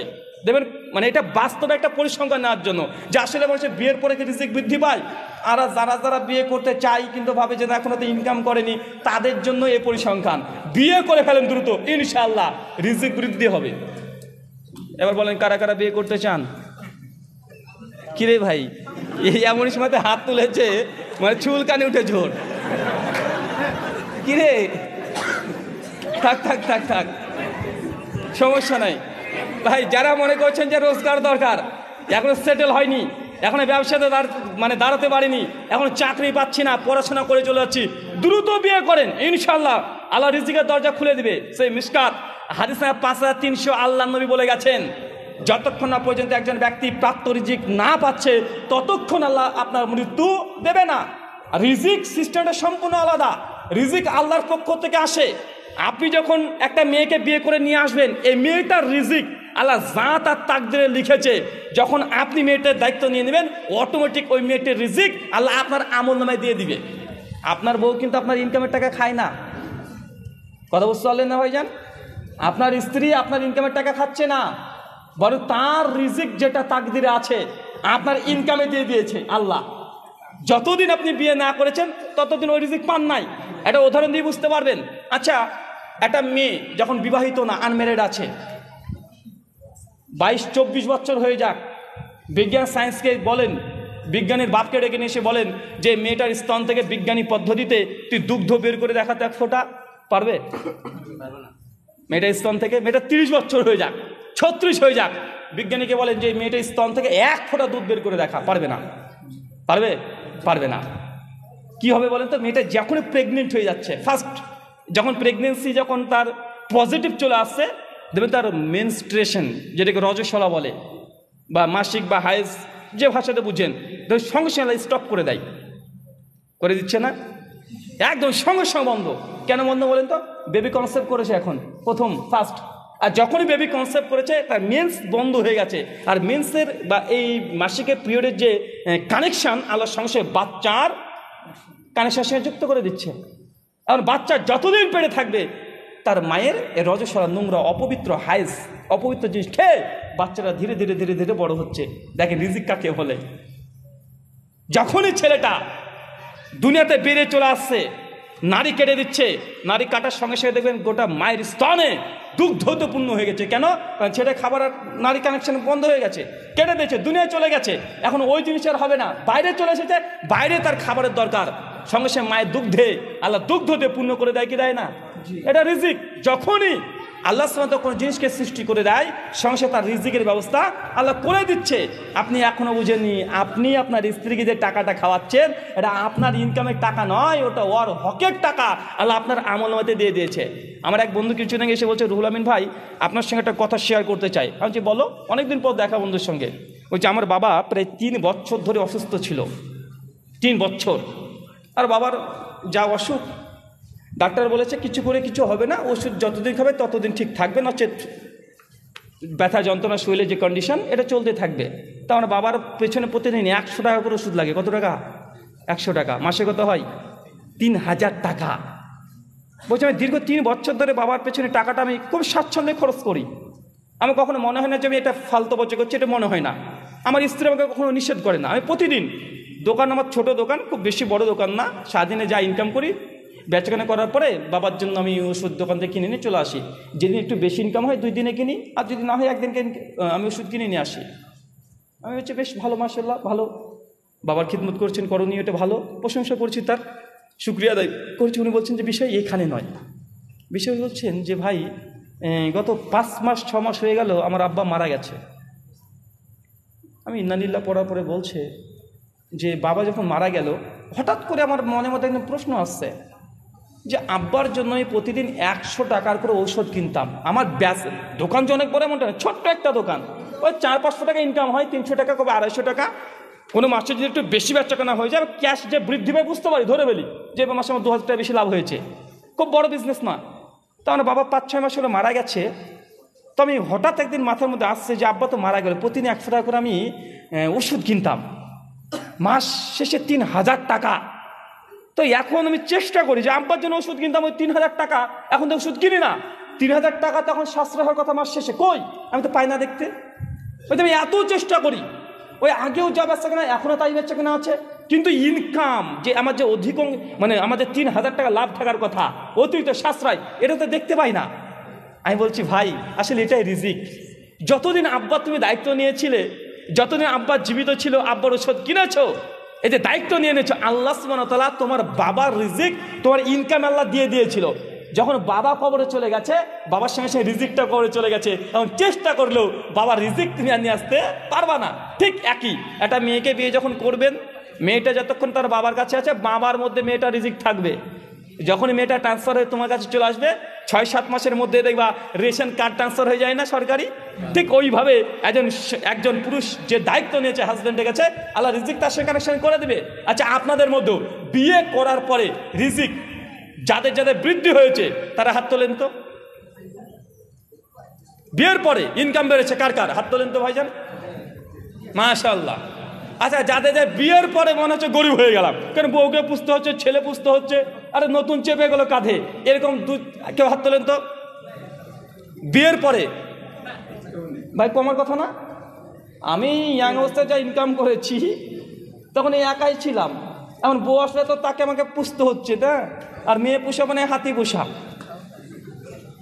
আমাদের তো 1 টাকা শ্যাম্পু হলে আমরা হিরো হয়ে রাস্তায় বেরিয়ে যেতে পারি, ওদের কত কি লাগে, মানে কি লাগে না, চোখের মধ্যে 7-8খানা জিনিস না দিলে যেন মনই ভরে না। আচ্ছা না ভাই, এই কালো লাগাচ্ছে, রং করছে, কি করছে, মানে কত কি মাখে, মানে যদি ওদের শোকেস দেখা যায়, যদি গুনতে শুরু করেন কসমেটিক্স বাজার কোটা প্রায় 600-700 পর্যন্ত লিস্ট করে ফেলতে পারবে ওরা, মানে এত পরিমাণে আছে। মানে এমন কোনো জায়গা নাই যে যার জন্য আলাদা আলাদা মানে কোনো সাজগোজ নাই। তো ভাই বিয়ের পরে স্ত্রী যদি হয়, ছেলে যদি হয়, তো আপনার ইনকাম তো কমে যাওয়ার কথা, আপনি গরিব হয়ে যাওয়ার কথা, কিন্তু ইনকাম বাড়ে কেন? কারণ একটাই, ওই যে স্ত্রীর রিজিক আল্লাহ আপনার আমলনামায় দিয়ে দিয়েছে। সন্তান যখন আসবে, সন্তানের রিজিক আপনার আমলনামায় দিয়ে দিবে। আরেকটা মেয়ে সন্তান হবে, ছেলে সন্তান হবে, প্রত্যেকের রিজিক আপনার পুরুষ বাড়ি গার্জেন তার অ্যাকাউন্ট আল্লাহ দিয়ে দিবে। রিজিক এইভাবে আল্লাহ বন্টন করে থাকে। তাই আপনি মনে করিয়েন না যে আপনার বাবা আজকে অসুস্থ, আপনার কাছে সে বলছে আপনার মা যে তোর আব্বার ওষুধটা কিনে নিয়ে আয়, আর আপনি যদি বলেন ওই সামনের সপ্তাহে কিনেছি, ছোট ছেলেকে বলো আপনি বোকামি করলেন। দায়িত্ব নিয়ে নেন বাবার, দায়িত্ব নেন মায়ের, বলেন মায়ের ওষুধ যা লাগে সব আমি খরচ করব। যদি দায়িত্ব নেন আল্লাহ আপনাকে রিজিক দিয়ে দিবে, আর যে দায়িত্ব না নেন আল্লাহ আপনাকে রিজিক দিবে না। তাই এই রিজিক সংক্রান্ত কারণে অনেক মানুষ আমরা দ্বিধায় পড়ে পিতামাতার সঙ্গে সম্পর্ক নষ্ট করে দিচ্ছি। ভাই করি কি করি না, কথা বলে নষ্ট করে দেয় মানুষ রিজিকের কারণে। সবচেয়ে দুনিয়াতে ফিতনা এবং হারাম কাজে মানুষ বেশি লিপ্ত হয়। তাই এই রিজিক যদি একবার বুঝে নেন, আল্লাহ সুবহানাহু ওয়া তাআলা আপনাদের প্রত্যেকের উপরে রিজিককে বারাকা দান করে, সকলে বলি আমিন। আল্লাহ তুমি আর রাজ্জাক, তুমি রিজিক দাতা, আমাদের প্রত্যেককে হালাল উপার্জন করার তৌফিক দান করো, সকলে বলি আমিন। 3 জন ব্যক্তি ছিল কমপক্ষে হাদিস বা কোরআনের আলোকে, যাদেরকে আল্লাহ সুবহানাহু ওয়া তাআলা মৃত্যুর আগে জান্নাতে কোন ঘর পাবে এটা দেখিয়ে দিয়েছিলেন আগে থেকে। 3 জন কমপক্ষে আছে, জান্নাতে ঘর পাবে আল্লাহ সুসংবাদ দিয়ে দিয়েছে। 3 জন ব্যক্তির নাম বলতে পারবেন? আপনি বলবেন? 2 জন। 3 জন এমন ব্যক্তির নাম আছে, আবার বলছি 3 জন এমন ব্যক্তির নাম আছে। তোমরা কি মিডিয়া বলা নাকি গো? হ্যাঁ, মানে বক্তব্য মনে যে শুনেছে বুঝলেন, নোট করে চলে এসছে না, মিডিয়াকে বলা যাবে না। হ্যাঁ, শ্রোতা অডিয়েন্সের মধ্যে আপনি বলবেন 3 জন।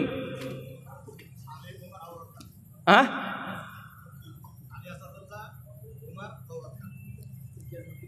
আচ্ছা, এই যে 3 জনের নাম বলেছে, আপনি 3 জনের সঙ্গে একমত না আলাদা কিছু বলবেন? দাঁড়ান, লাল হাত তুলেছেন, বলেন তো।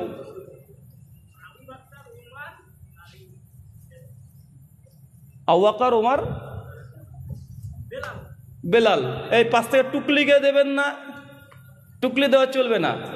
আপনি পেছনে জেনে উঠেছিলেন, বলেন তো আপনি।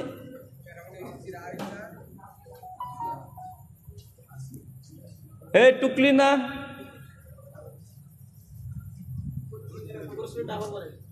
অনেকে বুঝতে পারেনি না? আচ্ছা টাকা বের করি, তাহলে বুঝতে পারবে। দাঁড়া, বেরোচ্ছে, দাঁড়া।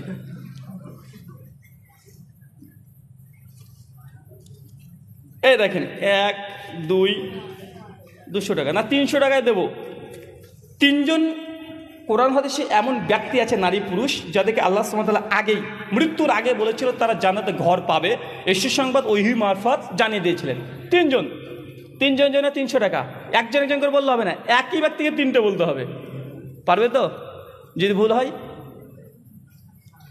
তা 300 টাকা আমাকে দিয়ে যাও ভাই। আচ্ছা দাঁড়া, বলো।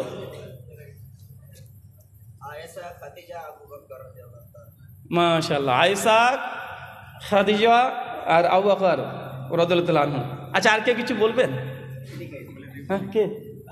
আপনি আলেম মানুষ তো না?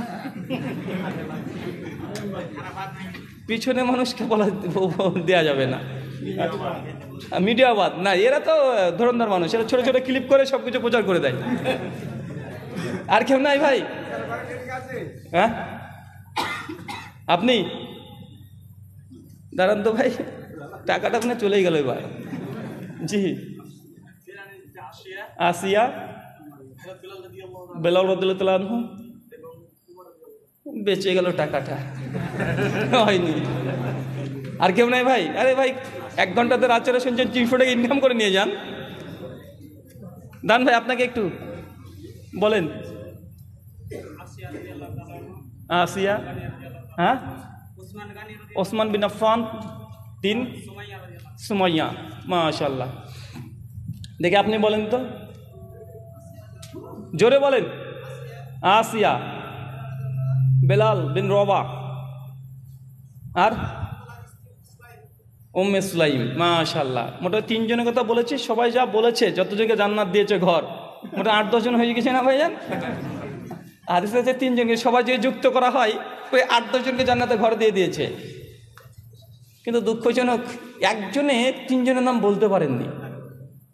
আর একটা কমন নাম আসছে, বেলাল বিন রবা, বেলাল রাদিয়াল্লাহু আনহু। আসলে এটা আসার একটা কারণ আছে, কারণ আমরা হাদিস সহিহ বুখারী 428 নম্বর হাদিস আমরা জানি যে আল্লাহ নবী যখন মেরেজে গেলেন, ফিরে এসে বলছে, বেলাল কি এমন আমল করো গো যে তোমাকে জান্নাতে পায়ের আমি আওয়াজ শুনতে পেলাম? বলে, আমি তো এমন কিছু আমল করি না।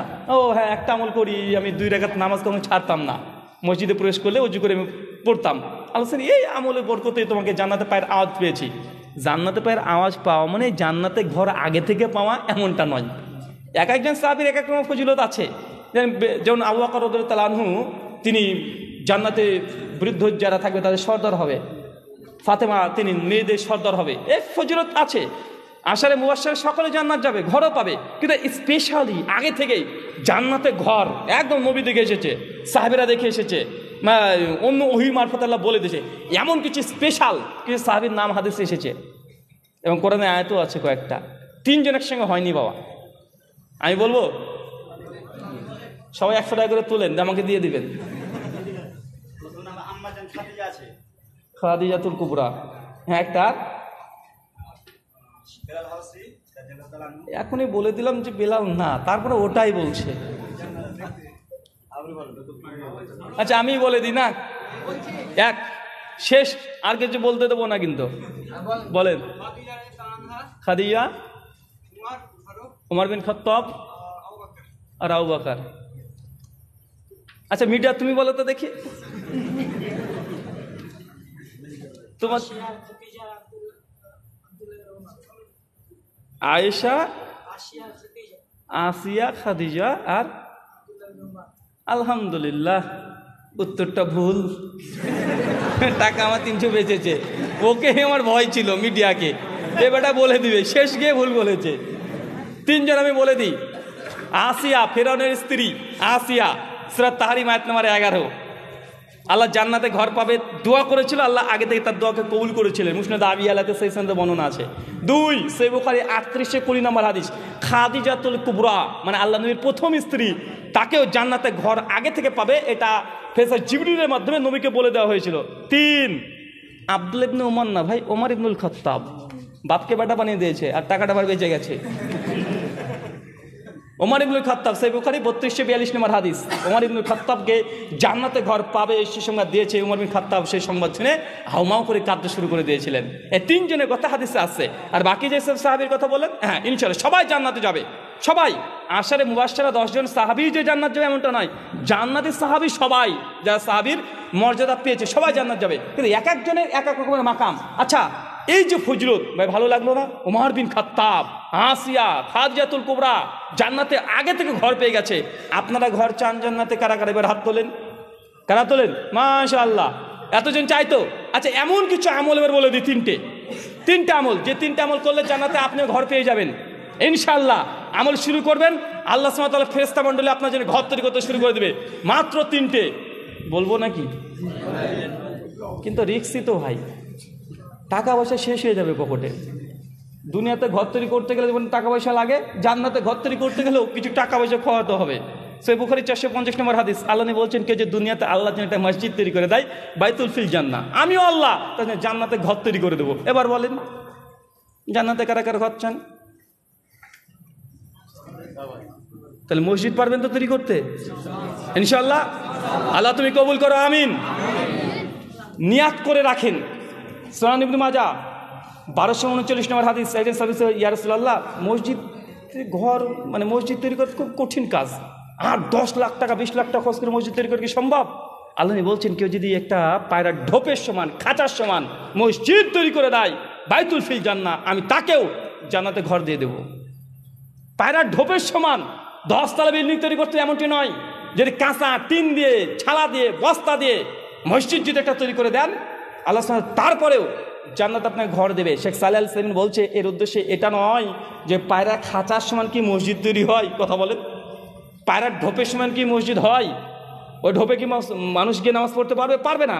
এই কথার উদ্দেশ্য, কেউ যদি মসজিদের জন্য যদি কিছু একটা দান করে, তার সমস্ত দান করে, আর নিয়াত ছিল যে আল্লাহ আমি মসজিদ করবো, এটা নিয়াত, কিন্তু আল্লাহ সেই রিজিক তাকে দেয়নি, কিন্তু সে যদি এই নিয়াতে যে দান করে, তাহলে সেই ব্যক্তির জন্য জান্নাতে ঘর আছে। এলাকাতে দেখবেন যখন মসজিদ তৈরি হচ্ছে, জান্নাতে যদি ঘর পেতে চান, এই আমলটা জরুরি করবেন। যে মসজিদ তৈরি হচ্ছে, মসজিদের যিনি ইঞ্জিনিয়ার আছে তাকে গিয়ে বলবেন যে ভাইজান, এক মুসাল্লা খরচ কত? এক মুসাল্লা বুঝেন? আপনার ভাষায় বুঝি। একটা জায়নামাজ বুঝেন? হ্যাঁ, জায়নামাজ বুঝেন না ভাই?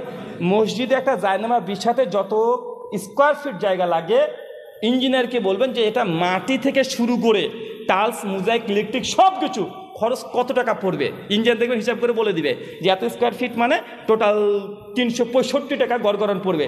একদম ডাইরেক্ট বলে দেবে যে এক মুসাল্লা মানে একটা জায়নামাজ সমপরিমাণ মসজিদ নির্মাণ করতে গেলে আপনার 38,000 সামথিং খরচ হবে, বা 40,000 সামথিং খরচ হবে।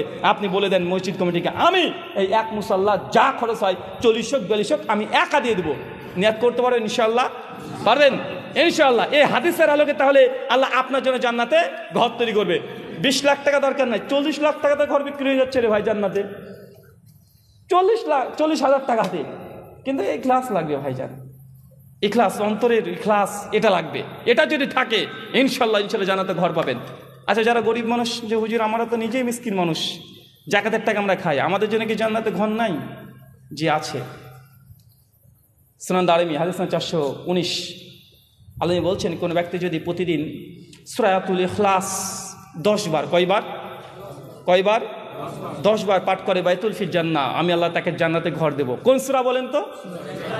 জানেন না? রাহুল ভাই জানি না, আমরা কি হাফেজ নাকি যে সূরা ইখলাস বলতে পারবো? তো কুল হু আল্লাহু আহাদ সূরাটা জানেন? হ্যাঁ হ্যাঁ, এটা জানি। সূরা ইখলাস জানি না, কিন্তু কুল সূরাটা আমরা জানি সবাই, তাই না ভাইজান? অধিকাংশ বাঙালি তো আমরা এমনই যে না, এই সূরা ইখলাস জানি না, লাহাব জানি না, তবে আমরা তাব্বাত ইয়াদা আবি লাহাব এই সূরা জানি আমরা। তো সূরা ইখলাস কোন সূরা বলেন তো চাচা? কুল হুয়াল্লাহু আহাদ আল্লাহুস সামাদ লাম ইয়ালিদ ওয়া লাম ইউলাদ ওয়া লাম ইয়াকুল লাহু কুফুয়ান আহাদ। এই সূরা যদি কেউ 10 বার পাঠ করে, বাইতুল ফিল জান্নাহ, আল্লাহ বলছে জান্নাত তাকে ঘর দিয়ে দিব।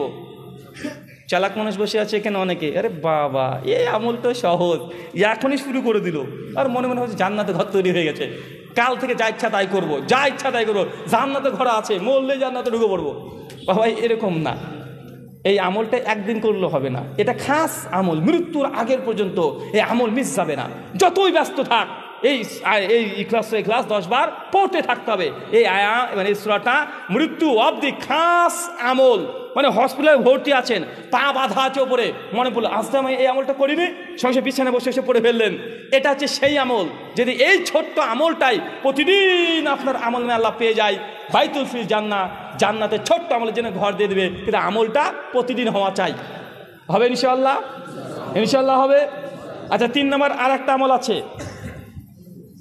সুনান তিরমিজি হাদিস 415।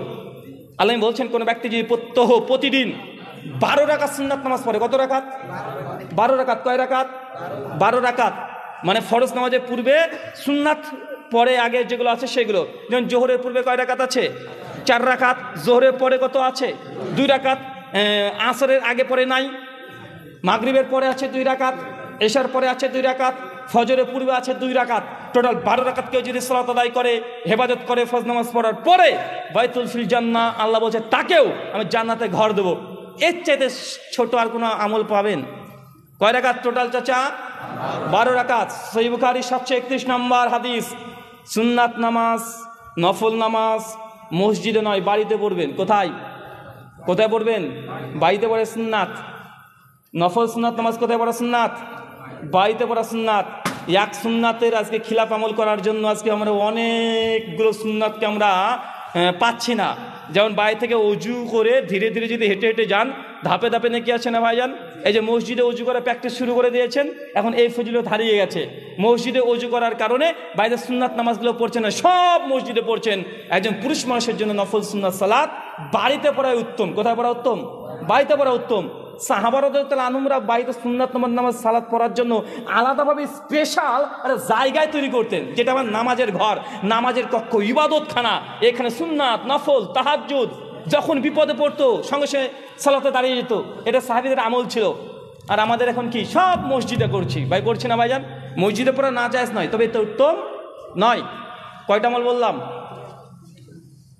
কয়টা বলেছি? 3টে হয়ে গেছে। আর একটা হ্যাঁ এখনই হজম করে নিচ্ছে রে ভাই। একটা মসজিদ তৈরি করে, শুধু টাকা দান করে শেষ করে দেন না যেন। এই যে 2 টাকা দিয়ে মসজিদ এখন জান্নাতে ঘর চাচ্ছে দেখাচ্ছে। একটা মসজিদ সূরাতুল ইখলাস 10 বার আর 12 রাকাত সুন্নাত নামাজ। আর একটা আমলের কথা হাদিসে আসছে, জামে তিরমিজি হাদিস 1021। আল্লাহ নবী বলছেন কোন ব্যক্তি যদি মৃত্যুর কোনো সংবাদ শোনার পরেও যদি তাকদীরের প্রতি সন্তুষ্ট হয়ে যদি বলে আলহামদুলিল্লাহ, তারপরে ইন্না লিল্লাহ, এই দোয়া যদি পড়ে, এই ব্যক্তির জন্য আল্লাহ বলছে জান্নাতে বাইতুল হামদ একটা ঘর নির্মাণ করব। বাইতুল হাম মানে ওই ব্যক্তির জন্য একটা স্পেশাল ঘর তৈরি করবে, যার নাম বাইতুল হাম। মানে মৃত্যুর সংবাদ শুনেছেন, আপনার ছেলে মারা গেছে, আপনি বাবা, শোনার পরে বলছেন আলহামদুলিল্লাহ, এই যে এই শব্দ বলেছেন, তাকদীরের প্রতি ভরসা করে যে আল্লাহ তুই যা সিদ্ধান্ত নিয়েছো তাতেই খুশি। আমার ছেলে মারা গেছে তো কি হয়েছে, আল্লাহ তোমার ফাইসালাতে আমি খুশি হয়ে গেলাম। এই অন্তর থেকে যে আলহামদুলিল্লাহ বলে ইন্না লিল্লাহ দোয়াটা পড়েন, বাইতুল ফিল জান্নাহ, আপনার জন্য জান্নাতে ঘর আছে। এটা খুব কঠিন, এটা কঠিন। তাকদীরের প্রতি বিশ্বাস লাগবে, ভরসা লাগবে, না পারবেন না। টোটাল 4টে হয়ে গেছে। আল্লাহ সুবহানাহু ওয়া তাআলা 4টের মধ্যে যে কোনো একটার বরকতে তুমি আমাদের জান্নাতে একটা ঘর পা তৌফিক দান করে সকলে পড়ি আমিন। আল্লাহ তুমি আর রাজ্জাক, তুমি রিজিক দাতা, আমাদের প্রত্যেককে হালাল উপার্জন করা তৌফিক দান করো, সকলে পড়ি আমিন। প্রশ্ন দিন না, আচ্ছা কয়েকটা দিন। আচ্ছা টাকাগুলো কি করবো তাহলে ভাই? হ্যাঁ রেখে যাবো না? আচ্ছা ঠিক আছে রেখে দেব। সালাতে টুপি মাথায় দেওয়া কি আবশ্যিক? আবশ্যিক ফরজ কেউ বলেনি, হানাফি, শাফি, মালিকি, হাম্বলি কেউ বলেনি। এটা মুস্তাহাব কাজ, ভালো কাজ, মুসলিমদের আদর্শ, দেবেন। এটাই জমহুরদের মত যে দেবে, এটা একটা মুস্তাহাব আমল, অনীহা করার প্রয়োজন নেই।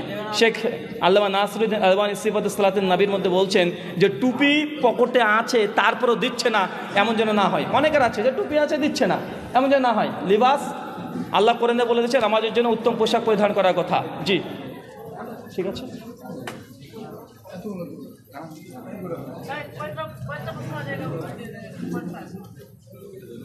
হিন্দু ব্যক্তি মারা গেলে দোয়া পড়া যাবে?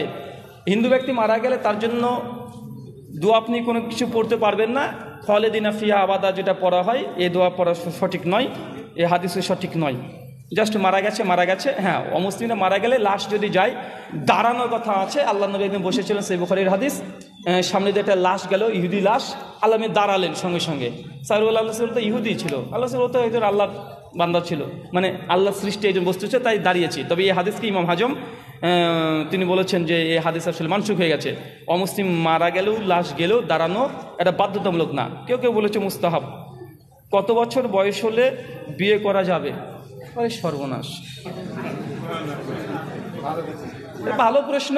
কত বছর বয়স হলে? যখন তোমার গোপ উঠবে, যখন তোমার রাত্রিবেলাতে ওই যে হয়ে যায়, শুরু হয়ে যাবে, মাঝে মধ্যে মনে হবে যে খিদা লাগছে, মানে পেটে না অন্য জায়গাতে, তখন মনে করবে যে তোমার বিয়ে করা এখন জরুরি হয়ে গেছে। আর রাস্তাতে গেলে বারবার বিপরীত লিঙ্গের যেসব প্রাণীগুলো ঘুরে বেড়ায় তাদের দিকে যদি চোখ যায়, মনে করবে তোমার জন্য বিয়ে করাটা মানে এখন বাধ্যতামূলক হতে চলেছে। তো এটা কোনো বয়স নেই, কারণ 7 বছরেই এরকম চলে আসতে পারে, কেউ 10 বছর, কেউ 20 বছর, কেউ 25 বছর। ভারতের সংবিধান মানতে হলে মোদিজি বলে দিয়েছে 18 বছর মেয়েদের জন্য, আর ছেলেদের জন্য 21 বছর করে ফেলবে। দিনদার মেয়ে কিভাবে জিনা যাবে? জিনা যাবে না ভাই, জানা যাবে। দেখেন জিনা যাবে তা লিখেছে। দিনদার মেয়ে কীভাবে জানা যাবে ভাই? কঠিন বাবা, পাওয়া যাবে না। বোরখার মধ্যেও ভালো জিনিস থাকছে খুব কম এখন ভাই। যে রাস্তায় বোরখাতে চলছেন, ভাবছেন যে বোরখা যাচ্ছে মানে ভালো কিছু আছে, ভয়ঙ্কর ফিতনা। এখানেও অধিকাংশ ক্ষেত্রে দেখা যাচ্ছে, বিশেষ করে বাংলাদেশের যেসব সোশ্যাল মিডিয়াতে যেগুলো আমাদের সামনে চলে আসে রিলস আকারে, যে বোরখা পরা মেয়েরা তারা বদমাইশি বেশি করছে, রিলস করছে। জুমার দিনে সুন্দর করে বোরখা পরে পোস্ট করেছে, পরের দিন ভাইয়ের বিয়ে খেতে গিয়েছে, মানে কোনো পোশাকই নাই, হাফ প্যান্ট পরে ঘুরে বেড়াচ্ছে। তবে এটা পাওয়া খুবই দুষ্কর। আল্লাহ হচ্ছে দোয়া করবেন যে আল্লাহ একটা নেককার, পরেজগার, একটা সলেহা একটা মেয়ে আমার তাকদিরে তুমি দাও, এটা দোয়া করবেন। এটা ছাড়া আর কোনো উপায় নেই। হ্যাঁ, তারপরে বাহ্যিক দিক থেকে যখন মেয়েকে পাত্রী দেখতে যাবেন, সেই সময় মেয়েটাকে কিছু প্রশ্ন করবেন, যে প্রশ্নের আলোকে বুঝতে পারবেন মেয়েটার মধ্যে দিন আছে না নাই। হতে পারে আপনি বলতে পারেন, আচ্ছা বলো তো, কয়েকটা প্রশ্ন আপনি জিজ্ঞাসা করতে পারেন। আচ্ছা সূরা ফাতিহা আলহামদুলিল্লাহ রাব্বিল আলামিন এটার বাংলা মানে বলো। যদি বলতে পারে জানবে যে না, দিন চর্চা করে। আর যদি না পারে, ভাবছি শুধু বোরখায় আছে, কিছু নাই ভেতরে। বুঝতে পারলেন না ভাই? এটা কমন যে আলহামদুলিল্লাহ রাব্বিল আলামিন, এটার মানে বুঝবে যারা দিন চর্চা করে। পারবে না ভাইজান? আর যারা শুধু বোরখায় পরে আর কিছুই নেই, তারা বলতে পারবে? পারবে না। বলেন তো মাশাআল্লাহ মানে কি? আচ্ছা সুবহানাল্লাহ শব্দটা কখন ব্যবহার করে? কিছু কমন কিছু প্রশ্ন করবেন। কথা বুঝতে পারছেন? তাহলে মেয়েটার মধ্যে দিন আছে না নাই আপনি ধরে ফেলতে পারবেন। এখন যদি বলছেন যে বলো তো আলহামদুলিল্লাহ কখন বলে, যদি বলে যে বিয়ে করলে বলে, বুঝে নিয়েছেন মানে এ কিছু জানে না। ওই এক জায়গাতে দেখেছে যে বিয়ের সময় আলহামদুলিল্লাহ বলতে হয়, যে কবুল আলহামদুলিল্লাহ, ওটাই হয়েছে যে ওই সময়তে বলে। কথা বুঝতে পারলেন? কিছু চালাকি করবেন, তাহলে মেয়েরা দিনদার কি বুঝতে পারবেন। এখন মেয়েরা বলতে পারে যে হুজুর শুধু আমরা মেয়েদেরকে এরকম বললেন, দিনদার ছেলে কিভাবে পাবো? কিভাবে পাবো? মেয়ের বাপদেরকে বলি, যদি ছেলের বিয়ে দিতে চান তাহলে ফজরে বাবাকে বের হতে হবে, প্রত্যেক মসজিদ ঘুরে বেড়াবেন, 1 সপ্তাহ 1 মসজিদে নামাজ পড়বেন। যে ছেলেটাকে দেখবেন 7 দিনের মধ্যে 6 দিন ইয়াং যুবক ছেলে কিন্তু জামাতে হাজির হচ্ছে ফজরে, চোখ বন্ধ করে ছেলেটার সঙ্গে বিয়ে দিয়ে দেন। এর চেয়ে ভালো ছেলে পাবেন না। কথা বুঝতে পেরেছেন? যদি ছেলে পাত্র ভালো খুঁজতে চান, কোথায় যাবেন? মসজিদে যাবেন। কোন ওয়াক্তে? ফজরে। তাই যে ছেলেগুলো বিয়ে করতে চাও, ফজরে যাওয়া প্র্যাকটিস করো। মেয়ের বাপকে বলে দিয়েছি, তাড়াতাড়ি ফজরে প্র্যাকটিস করো, 7 দিনে যেন 6 দিনে মানে প্রেজেন্ট থাকতে পারো, তাহলে বিয়ে হয়ে যাবে। আর যদি বদমাইশি করে ঘুমিয়ে থাকো, বিয়ে হবে না। মাসিক অবস্থায় মেয়েরা কোরআন ধরে পড়তে পারবে কিনা? মেয়েরা যদি রজস্বলা অবস্থায় থাকে, পিরিয়ড অবস্থায়, মাসিক অবস্থায়, কোরআনকে টাচ করে পড়া হারাম, নিষিদ্ধ, পারবে না। 2, হিফজ মুখস্থ আছে, স্মৃতিশক্তি থেকে পড়তে পারবে। 3, দেওয়ালে লেখা আছে কোরআন মাজিদ বা কম্পিউটার ডেস্কটপ ল্যাপটপে ভেসে উঠছে, দেখে দেখে দূর থেকে পড়তে পারবে। এগুলো পড়তে পারবে। টাচ করা নিষিদ্ধ, হারাম। সমস্ত ওলামাদের ঐক্যমতে টাচ করতে পারবে না, হিফজ পড়তে পারবে, মানে মুখস্থ বিদ্যা থেকে পড়তে পারবে। শুকরিয়া। ফেতরা কোন সাহাবী বা সালফে সলিহিনগণ নিজে নিজে বন্টন করেছেন কি না? যদি করে থাকেন তবে প্রমাণ কি আছে? প্রমাণ সহকারে বলবেন। সাহাবা রাদিয়াল্লাহু তাআলা থেকে পাওয়া যায় তারা ফিতরা বন্টন একা একা করতেন, এরকম আসর আমার ইয়াদে আসছে না এই মুহূর্ত পর্যন্ত। হ্যাঁ, তারা জমা করতেন। সহিহ বুখারী 1507, 8, 9 নম্বর হাদিস পর আছে, ঠিক আছে।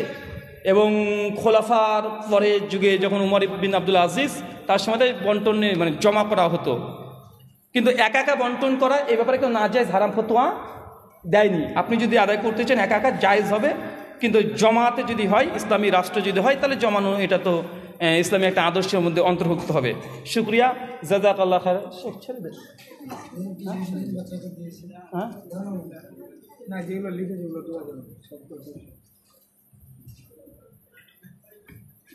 ঠিক আছে।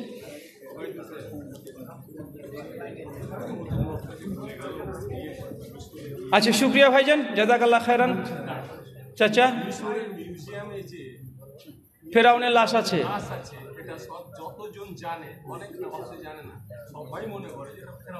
হ্যাঁ। আপনার যে ফেরাউনের যে ছবিটা দেখেন সোশ্যাল মিডিয়াতে, ওটা ফেরাউনের ছবি না, এটাই সত্য কথা। এবং জি, হ্যাঁ, ওটা না, ওটা না, ওটা আমাদের প্রচলিত আছে যে ওটাই ফেরাউন। আর ফেরাউন কোনো একজন ব্যক্তির নাম নয়, ফেরাউন একটা পুরো সম্প্রদায়ের নাম। মানে এক একটা সমাজে এক এক রকম বাদশাহীদের নাম অনুযায়ী চলতো। ফেরাউন কোনো একজন পার্সোনাল একজন ব্যক্তি না, অনেকগুলো ফারাও ছিল। শুক্রিয়া, জাযাকাল্লাহ খায়রান, বারাকাল্লাহ ফিকুম, ওয়ামা আলাইনা ইল্লাল বালাগ, সুবহানাকাল্লাহুম্মা ওয়া বিহামদিক ওয়া আশহাদু আল্লা